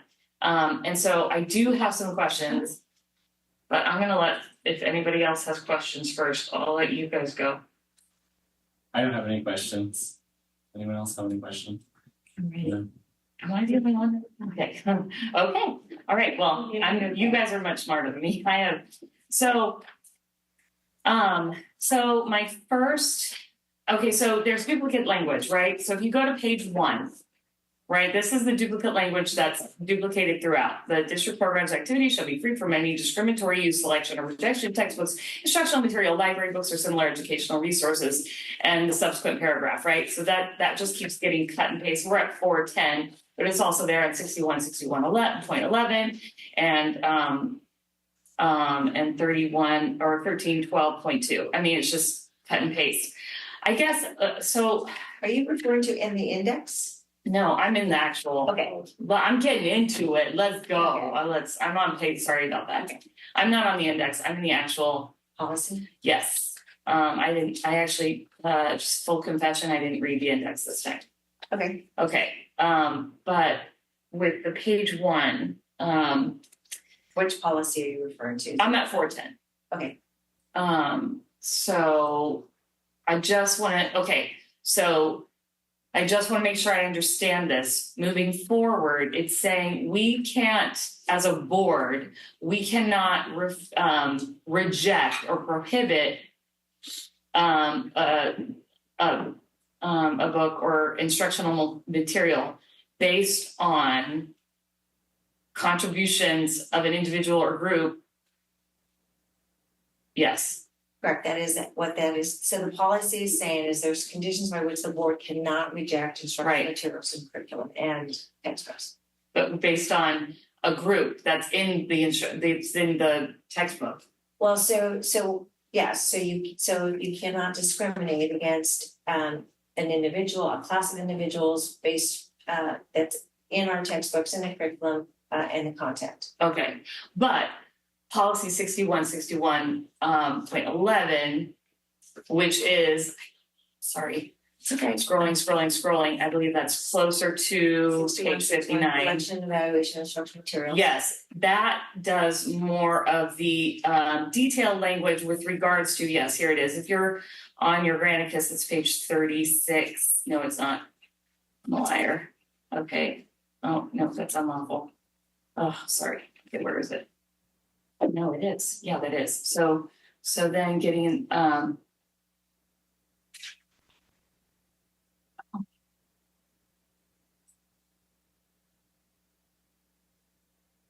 okay.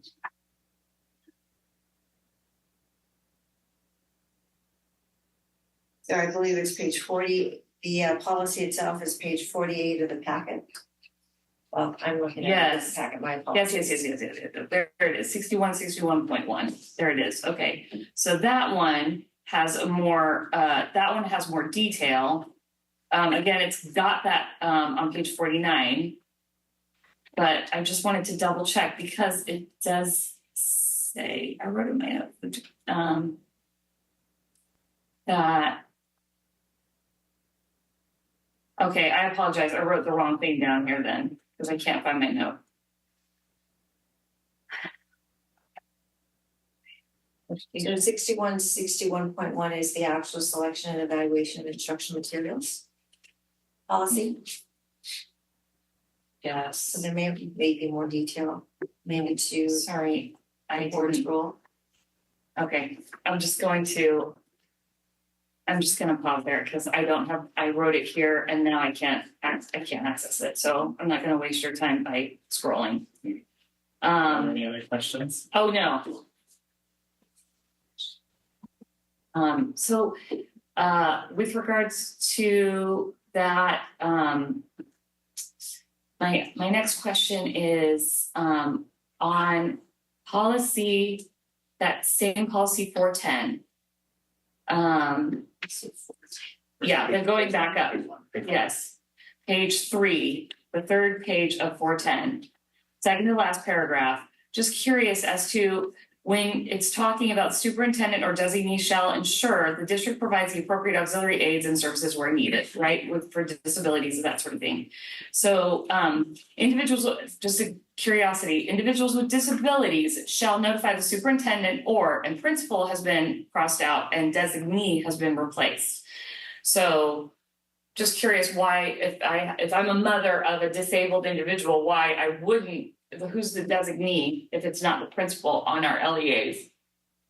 Well, it could be the principal, or it could be an assistant principal, it could be a counselor, it could be. It's just not detailed. Well, because that also limits when you just say principals, so it could be Tino, it could be. Is there any other administrator, counselor, or something like that? Anyone who could provide the service, I would imagine, would be included in that, and you don't want to limit it just to the principal because they're not always there. That puts way too much on one person's plate when it could make more sense to go to somebody else. Sure. Okay. I'm just coming from a parent's perspective. Like if I'm enrolling my kid, like I want to be able to go on site to the person and not have to go through red tape, or that was just the question there, is that it wasn't that we weren't like taking anything away from the local sites. Okay. The other question I had was with regards to 1312.2, the superintendent or designee, it's kind of the middle of the page so I just want to make sure I have this in my head. So this is our complaint process for instructional materials, right? So we've got the informal complaint, which is they go to the principal, right? And then if it's not handled appropriately, then they have a formal complaint process, which we have the accompanying documents there and understand that. And then it goes to, and so there's a lot of cross out here. I just want to make sure I understand our new policy. So then we go to, or our community would go then to the review committee, but then there's that second line after step 3. So you've got your formal complaint, right? And then from the formal complaint, in the formal complaint, the principal notifies the superintendent or designee. But then under step 3, under review committee, it says, the superintendent or designee shall determine whether to convene a review committee to review the complaint. And then it just says, if the superintendent or designee determines that a review committee is necessary. And then it kind of stops there. Do you see where I'm at? So then so I'm just trying to understand, because that's it doesn't just stop, so it goes down, so that was, I did the same thing when I was reading it, so. The superintendent or designee shall appoint a committee. Correct, so it keeps going down, so that's why you'll see the cross out, so you have to keep reading down, so there's cross outs, but there. So then the question I would have is just in practicality, walking through that, so the formal complaint, and then it goes to you, correct? And then you are the one deciding whether or not it needs to go forward to a committee. Under what circumstances would it not go forward to a committee? I doubt that would happen, because if there's a complaint, I mean, it would be, there may be something that I determine I could explain to a parent. Yeah. Says that could happen, but. Which would answer all the questions. Right, it could be, because that happens, that does happen when we have complaints where the parent has filed a complaint, we explain something and there's no need to. And they're like, oh, yes. Like me, you explain it because I don't understand. And I go, oh, okay, thank you. That does happen. Okay, thank you. Okay, a couple more. Okay. And then, so 5145.3, page 35, second to last paragraph. So now, board members were on non-discrimination harassment. Okay, so we don't discriminate, right? That's 410, that's multiplied. We don't discriminate, and then we do the whole list of the things we don't, our culture is we don't discriminate, right? Mm-hmm. That's the whole non-discrimination policy. The beginning of this paragraph says, because unlawful discrimination may occur when disciplining students. So, including suspension or expulsion, the superintendent or designee shall ensure that the staff enforce the district. I don't even understand why this is in here. It's like saying, hey, here's the law, here's our culture, but because it won't happen, right? But because people are not gonna do that, here's the stipulation, rather than saying, because it says, because unlawful discrimination may occur. And culturally, I have a huge issue with that, because we've already said we don't discriminate, right? So what is the thought behind this? Well, am I making sense? No. No? No. Thank you for that. So it's like, because it says, because unlawful discrimination may occur when disciplining students. It may occur. It's just but we've already said multiple times in our policy that we don't do it. It's human error. I mean, it may occur. So if it does. So I think I attribute it to, it's similar to a law. We say that you don't speed, but people speed. And should you speed, but not saying because unlawful speeding may occur. All right. Maybe I'm splitting hairs there, but it looks when I read it, that looks accepting. Look, we don't discriminate, but because it may happen, here's what we'll do. That's all. I think that's an important stopgap, though. Well, and I don't disagree with the stopgap. What I disagree with is the wording therein, where it says, because it's going to happen, because it may happen. It may happen. I think that's a really important word. If it happens. Like, should this happen, right? Anyway, it's a standard. It's a culture thing. We don't, and if it does, here are the disciplinary, here's the response. Like, we don't, we don't discriminate. Therefore, but if it does happen, here are instead of because it might happen, all right.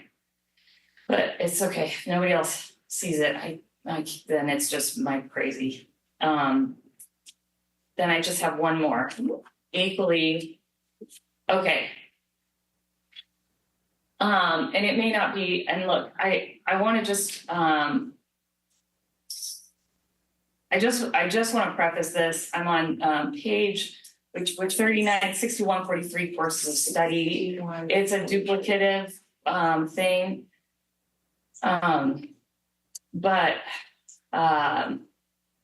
And this is, and you all know me, and you know this is a button for me, and it may not be something we can do. But this is the instruction shall include the early history of California and a study of the role and contributions of all genders, Native Americans, African Americans, Latino Americans, Asian Americans, Pacific Islanders, European Americans, LGBTQ plus Americans, persons with disability, and members of other ethnic and cultural, I have a little highlight thing, I can't read that word, and socioeconomic status groups to the economic, political, social development of California and the United States, with particular emphasis on portraying the role of these groups in contemporary society. So, and then of course it lists an ed code, which I'm guessing this is a cut and paste from the ed code. This is like what we do. But personally, as a 1/7 voting member of this board, when you subcategorize it's like they're Americans. And studying the contributions of Americans of all. But by saying all, okay, just speaking from a public school perspective, I have a history minor. When you say all like that and you review and you don't delineate each specific group, what ends up happening is the only thing kids get taught is the old dead white guys. Well, then that's not accurate history. I know, but that is the reason for this. And I think we are not yet there as a society to omit each individual subgroup. I think it's important that they are all there so that we are all conscious that those are subgroups that need to be recognized for their contributions.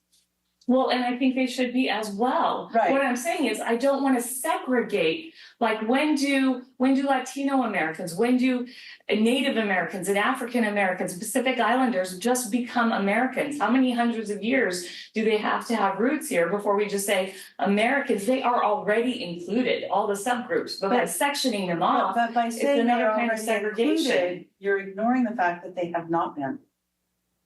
They have not been taught. We have not, I lived in Oklahoma for 9 long years. I never knew about Greenwood until recently. Right. Well, and I lived I can't speak to Oklahoma. No, but I'm just saying saying about our own culture here. That's very typical of education. If these groups are not specifically recognized, they will not be recognized. So you're saying that, and I'm not talking about the country. I can't do anything about that. I'm talking about. I'm just talking about YCUSD. education in general. If we do not recognize each individual group for their contributions, the history books will not be rewritten. The literature taught will not be, it will not be as inclusive of other groups that have contributed massive amounts of materials. Unless we make a specific effort to include them. And the only way we can make a specific effort to include them is by naming them.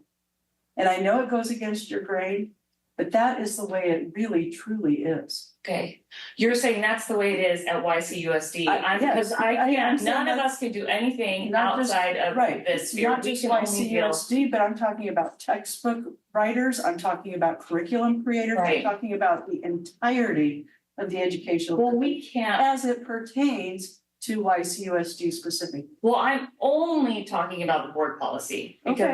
because that's That's our why I think it's culture. important to keep it in the board policy. Because Yuba City Unified won't recognize and won't teach accurate history without the detail. Well, if for some reason we were to take that stance, at the end of the day, it's based on the ed code, and as you acknowledged at the beginning, the ed code does include the verbiage, so. Yes. Okay, then I guess my question is, what are we doing here?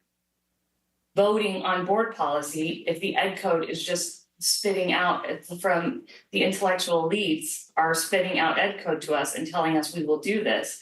What is the point of accepting the board code? Plenty of the board purviews, policy. or not purviews, areas of board policy that we could discuss in more nuanced and locally specific fashions, but I mean that for this specific docket we have on the agenda today is largely based on changes in law and updating to reflect the trends in law. And so yes, at the end of the day, these are largely written by lawyers probably and based off updates in ed code.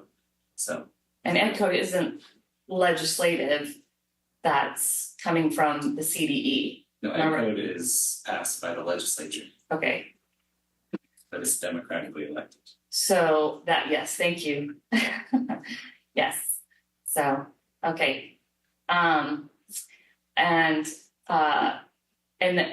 secondarily, as a sub point to that, I mean, personally, as a lover of history, you can't study American history and not study Native American history, the contributions of Latino Americans, like that is our history, regardless of what skin tone you had no control over being born as. Like that is our history, and I would hope that I can't do with anything there, but our culture here in Yuba City is that we honor the contributions, the actions of individuals based on what they did and not based on where they came from or what color how much melanin there's. I just have to say, and I know there was some frustration with the AB 1078 in 2023, and I don't mean any disrespect to any governing board, but there have been governing boards in California who have tried to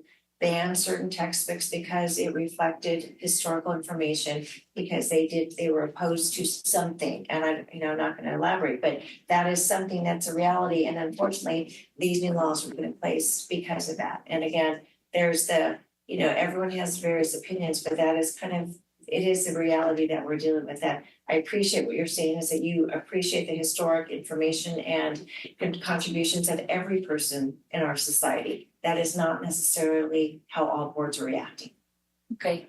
Thank you. So if there's no further comments or questions. First read, I'll bring it back. Thank you again for all of the edits. I appreciate it. If there's any need for further clarification, please contact me. Thank you. All right then. Moving forward to 14C, intra-budget transfer resolution.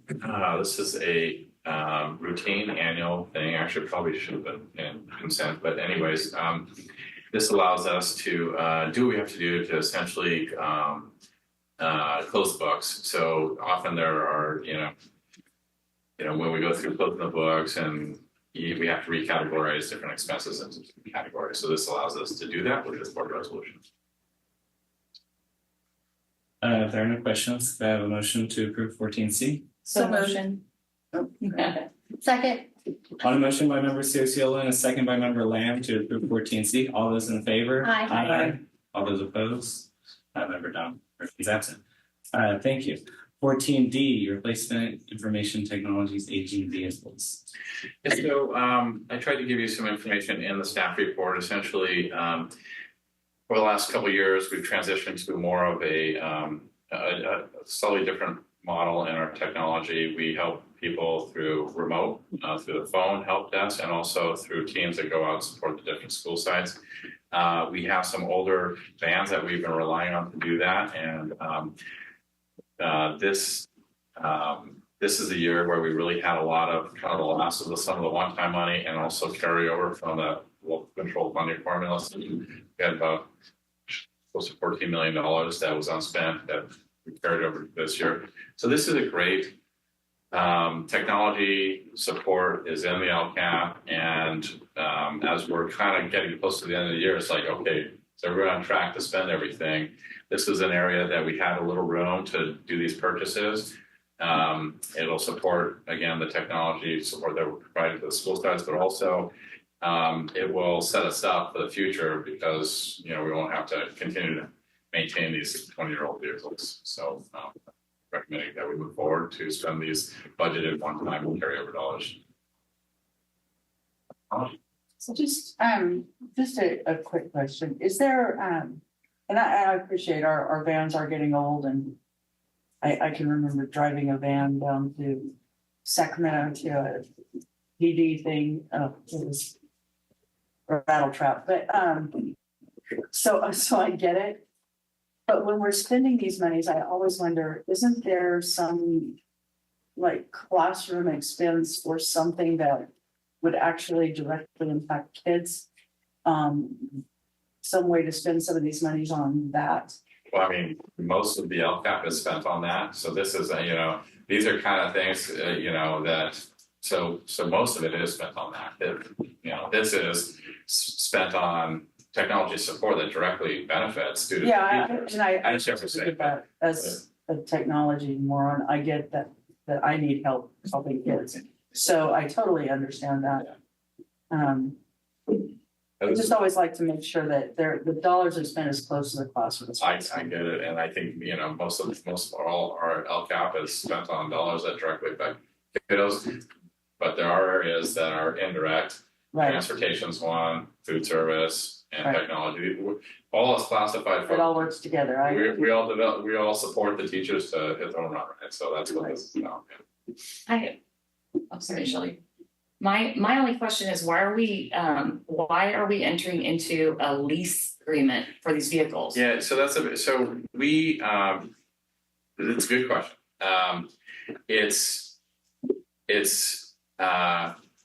It's an easier way for us to do a few things. First of all, we already use Enterprise. We lease several vans. Actually, the vans were the white vehicle vans are what we mostly lease right now. Also, we lease some trucks and maintenance. So that was put into place prior to me getting here. And looking to, and working with our rep, this is a way for us to, we actually purchase them. It's kind of a rent to own type of thing. We basically pay everything. We put such a large deposit on this, we're only leasing it for like $1. But Enterprise and through Enterprise, they use the government contracted pricing, so it's a publicly bid pricing for government agencies. And they also provide a ton of services to us, monitoring our fleet, helping us, with our kind of gas cards and all that kind of stuff. So they also help us sell the vehicles when it's time for us to do that part of it as well. So, which is difficult for a school district to do because we don't have the ability to do that easily. So they provide a lot of support services that really help us manage our fleet. So that was the reason to go through this. It doesn't cost us more, we get the state government pricing. Okay, because you mentioned we've had our current fleet for about 20 years, is that right? Yeah. But that wouldn't be the way we would do this. We wouldn't pay cash for this and then have them for 20 years because it's leased. Oh, so this is not a typical lease like that you're thinking of, like a 3-year lease. You only can put like 12,000 miles on it. No, this is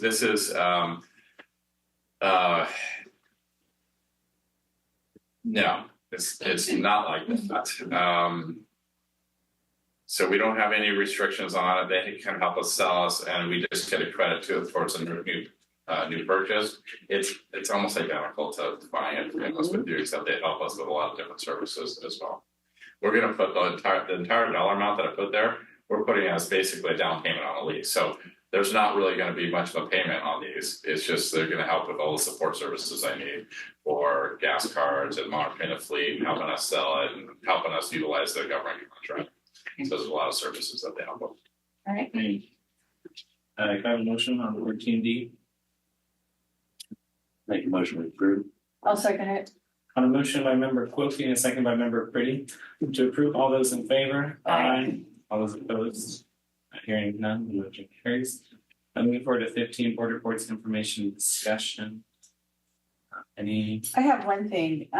Recently, Mia and Owen Sargent both at different times asked to interview me, and I know they interviewed Wanda as well, or at least Mia did. It was just amazing to be back on campus talking to kids, and let me tell you, it did nothing to assuage my desperate missing of.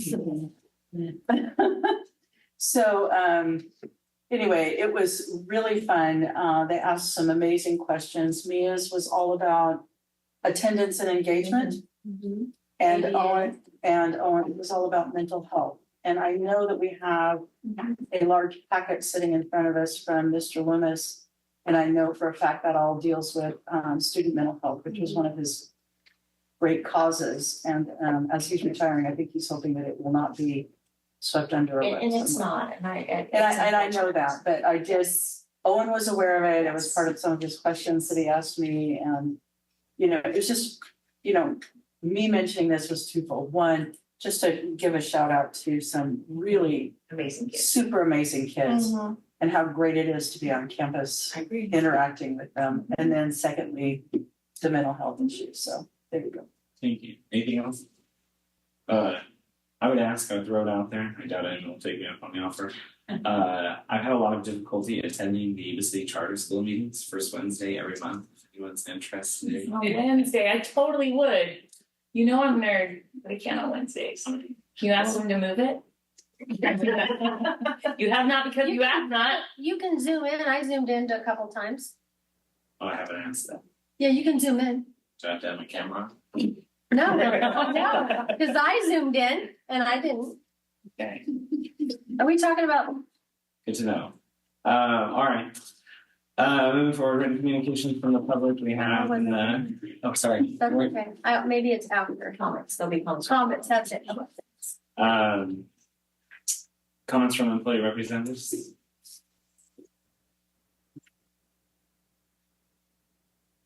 Good evening, board members, anybody out there in the audience anywhere. I'm Dina Lukens, president of the Yuba-Sutter Teachers Association. A couple of items tonight. I appreciate the lateness of the hour. In tonight's approval of 3 bands for the IT initiative that moved the IT support to a centralized location as opposed to site location. I know when that initially was implemented, there was lots of concerns as to whether or not it was effective.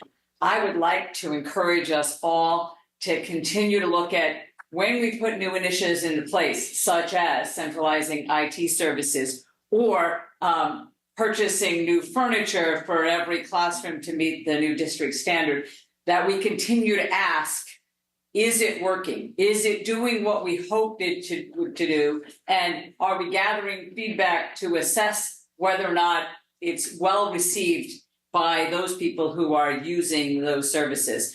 Because I think there are issues that continue to, ones that we should address.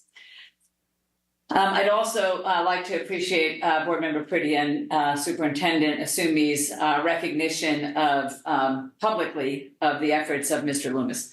That mental health initiative that he spoke to us about so many times is critical to our students. If we don't address their mental health challenges, it is impossible to educate them. So I do hope that that will move forward. He had some very creative ideas as to how it might get funded. Our school counselors are not trained in delivering mental health services. So there's a difference between academic school counselors and mental health services. Yes. And I recognize that in many ways we think, well, that should fall under, health, public health, but there are kids. So anything we can do to help address their mental health needs would go a long way in helping them be more successful in our classrooms.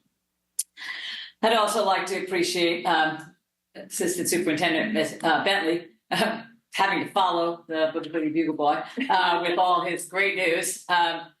I recognize the challenges of navigating our district budget in these state budget times. The governor's May revise, when it initially came out, lacked the usual detail we see. And then in further details, it, yes, I appreciate your careful characterization of the maneuver. I also appreciate that CTA's ongoing advocacy for our students in our public schools in California includes advocating for adequate school funding. And I do believe that CTA is working diligently to address the maneuver and ensure secure funding for public education. There is nothing more important to the future of our state and our nation than free, quality public education, and that it is not cheap. And then we are in negotiations tomorrow, and I appreciate that given the money uncertainties of our state budget, our district budget, that final agreement that addresses money may be delayed beyond tomorrow, as we expect that there'll be more information with the final budget from the state, as well as additional information that will come out of the unaudited actuals in September. Nonetheless, we do hope tomorrow to make progress on other issues that go beyond money in our contractual negotiations. I'd like to thank you tonight for your board recognition of our retiring staff here at Yuba-Sutter Unified. I especially appreciate our principals taking the time to come tonight to personally recognize those folks, because they can tell us stories that nobody else can about those people. So I really appreciate our site administrators for coming to do this. And then finally, I'd like to tell you that this is the end of my 34th year teaching at Yuba-Sutter Unified. Linda Robinson alluded to the love affair that is teaching. Shelley alluded to it as well. I have loved this work. During my 34 years at Yuba-Sutter Unified, I did 28 years teaching at Yuba-Sutter High School. During that time, I earned a master's in chemistry with a thesis on developing a conceptual connected chemistry approach. I earned my national board certification twice. I have worked on the Golden State exam as both a writer of the exam and a chief scorer for that statewide lab-based assessment that goes far beyond anything we can do now with computers and multiple choice. It actually had students engaged in doing the lab, interpreting lab data. I am proud of that work. I have continued to reflect and refine my practices. Every summer I have left thinking about how can I make it better? What can I do differently? Every lesson I teach, I'm like, next year I can revise it to do this. This year I didn't do that. As I anticipated towards the end of this year that I would not be at Yuba-Sutter High School next year.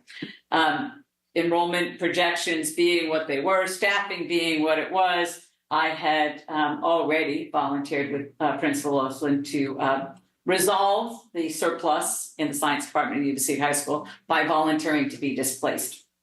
However, recently, CTA has funded full-time release for me. So next year, I will be full-time YCTA and no longer teaching at Yuba-Sutter High School. So that brings a certain amount of sadness for me, as I have absolutely loved this work and teaching our students chemistry to love it, to see it everywhere, to change the way they view the world by recognizing that there are these individual particles that we can use as a model to explain so much of what we observe. Has been my passion and my life's work here at Yuba-Sutter Unified. But I look forward to serving the district, our students, and our staff in a different way next year as a full-time YCTA president. So thank you.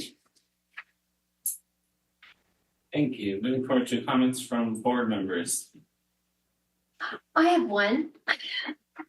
I went to Tara Buena's open house. It was amazing.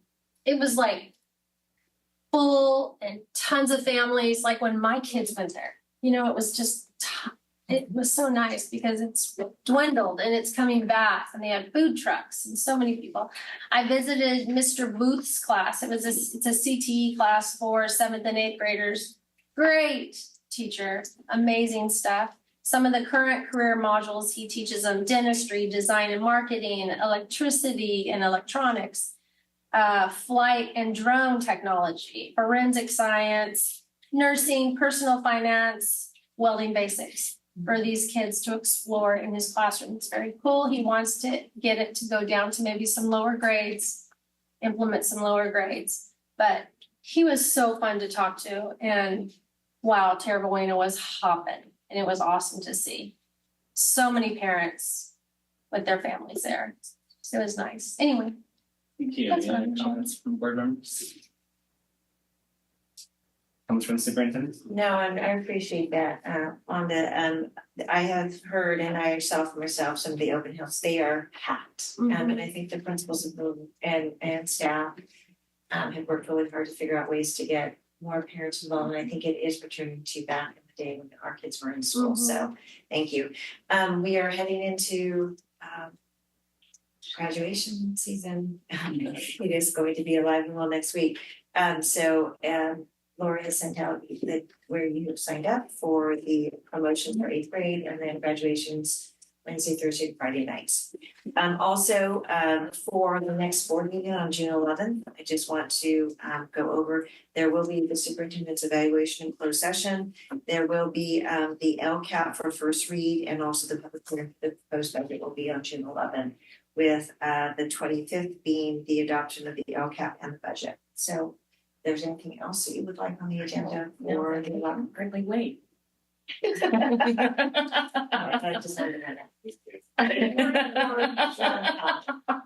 that, our next board meeting is June 11th, with open session starting at 7 p.m. Do I have a motion to adjourn? So motion. A motion by member Ciociola and a second by member Pretty to adjourn. All those in favor? Aye. All those opposed? Hearing none, this meeting is adjourned.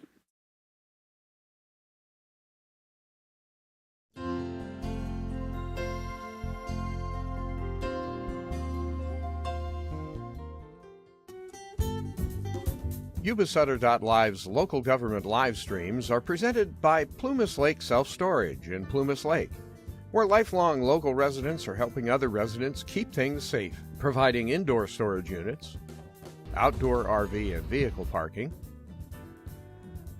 moving supplies, and Penske truck rentals. Details at plumaslakeselfstorage.com.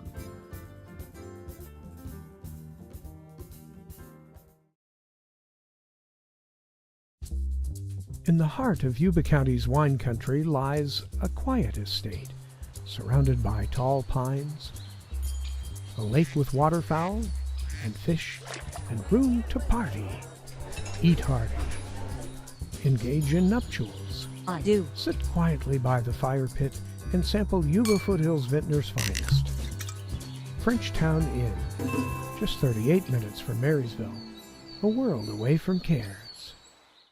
Hi, I'm Neil Goforth of Comfort Keepers of Yuba, Sutter, and Nevada counties. Caring for elders or even yourself has challenges. Comfort Keepers of Yuba, Sutter, and Nevada counties can help you address today's issues and plan for tomorrow with in-home and specialized care for you or your family members. Call us at 530-749-8800. Comfort Keepers of Yuba, Sutter, and Nevada counties.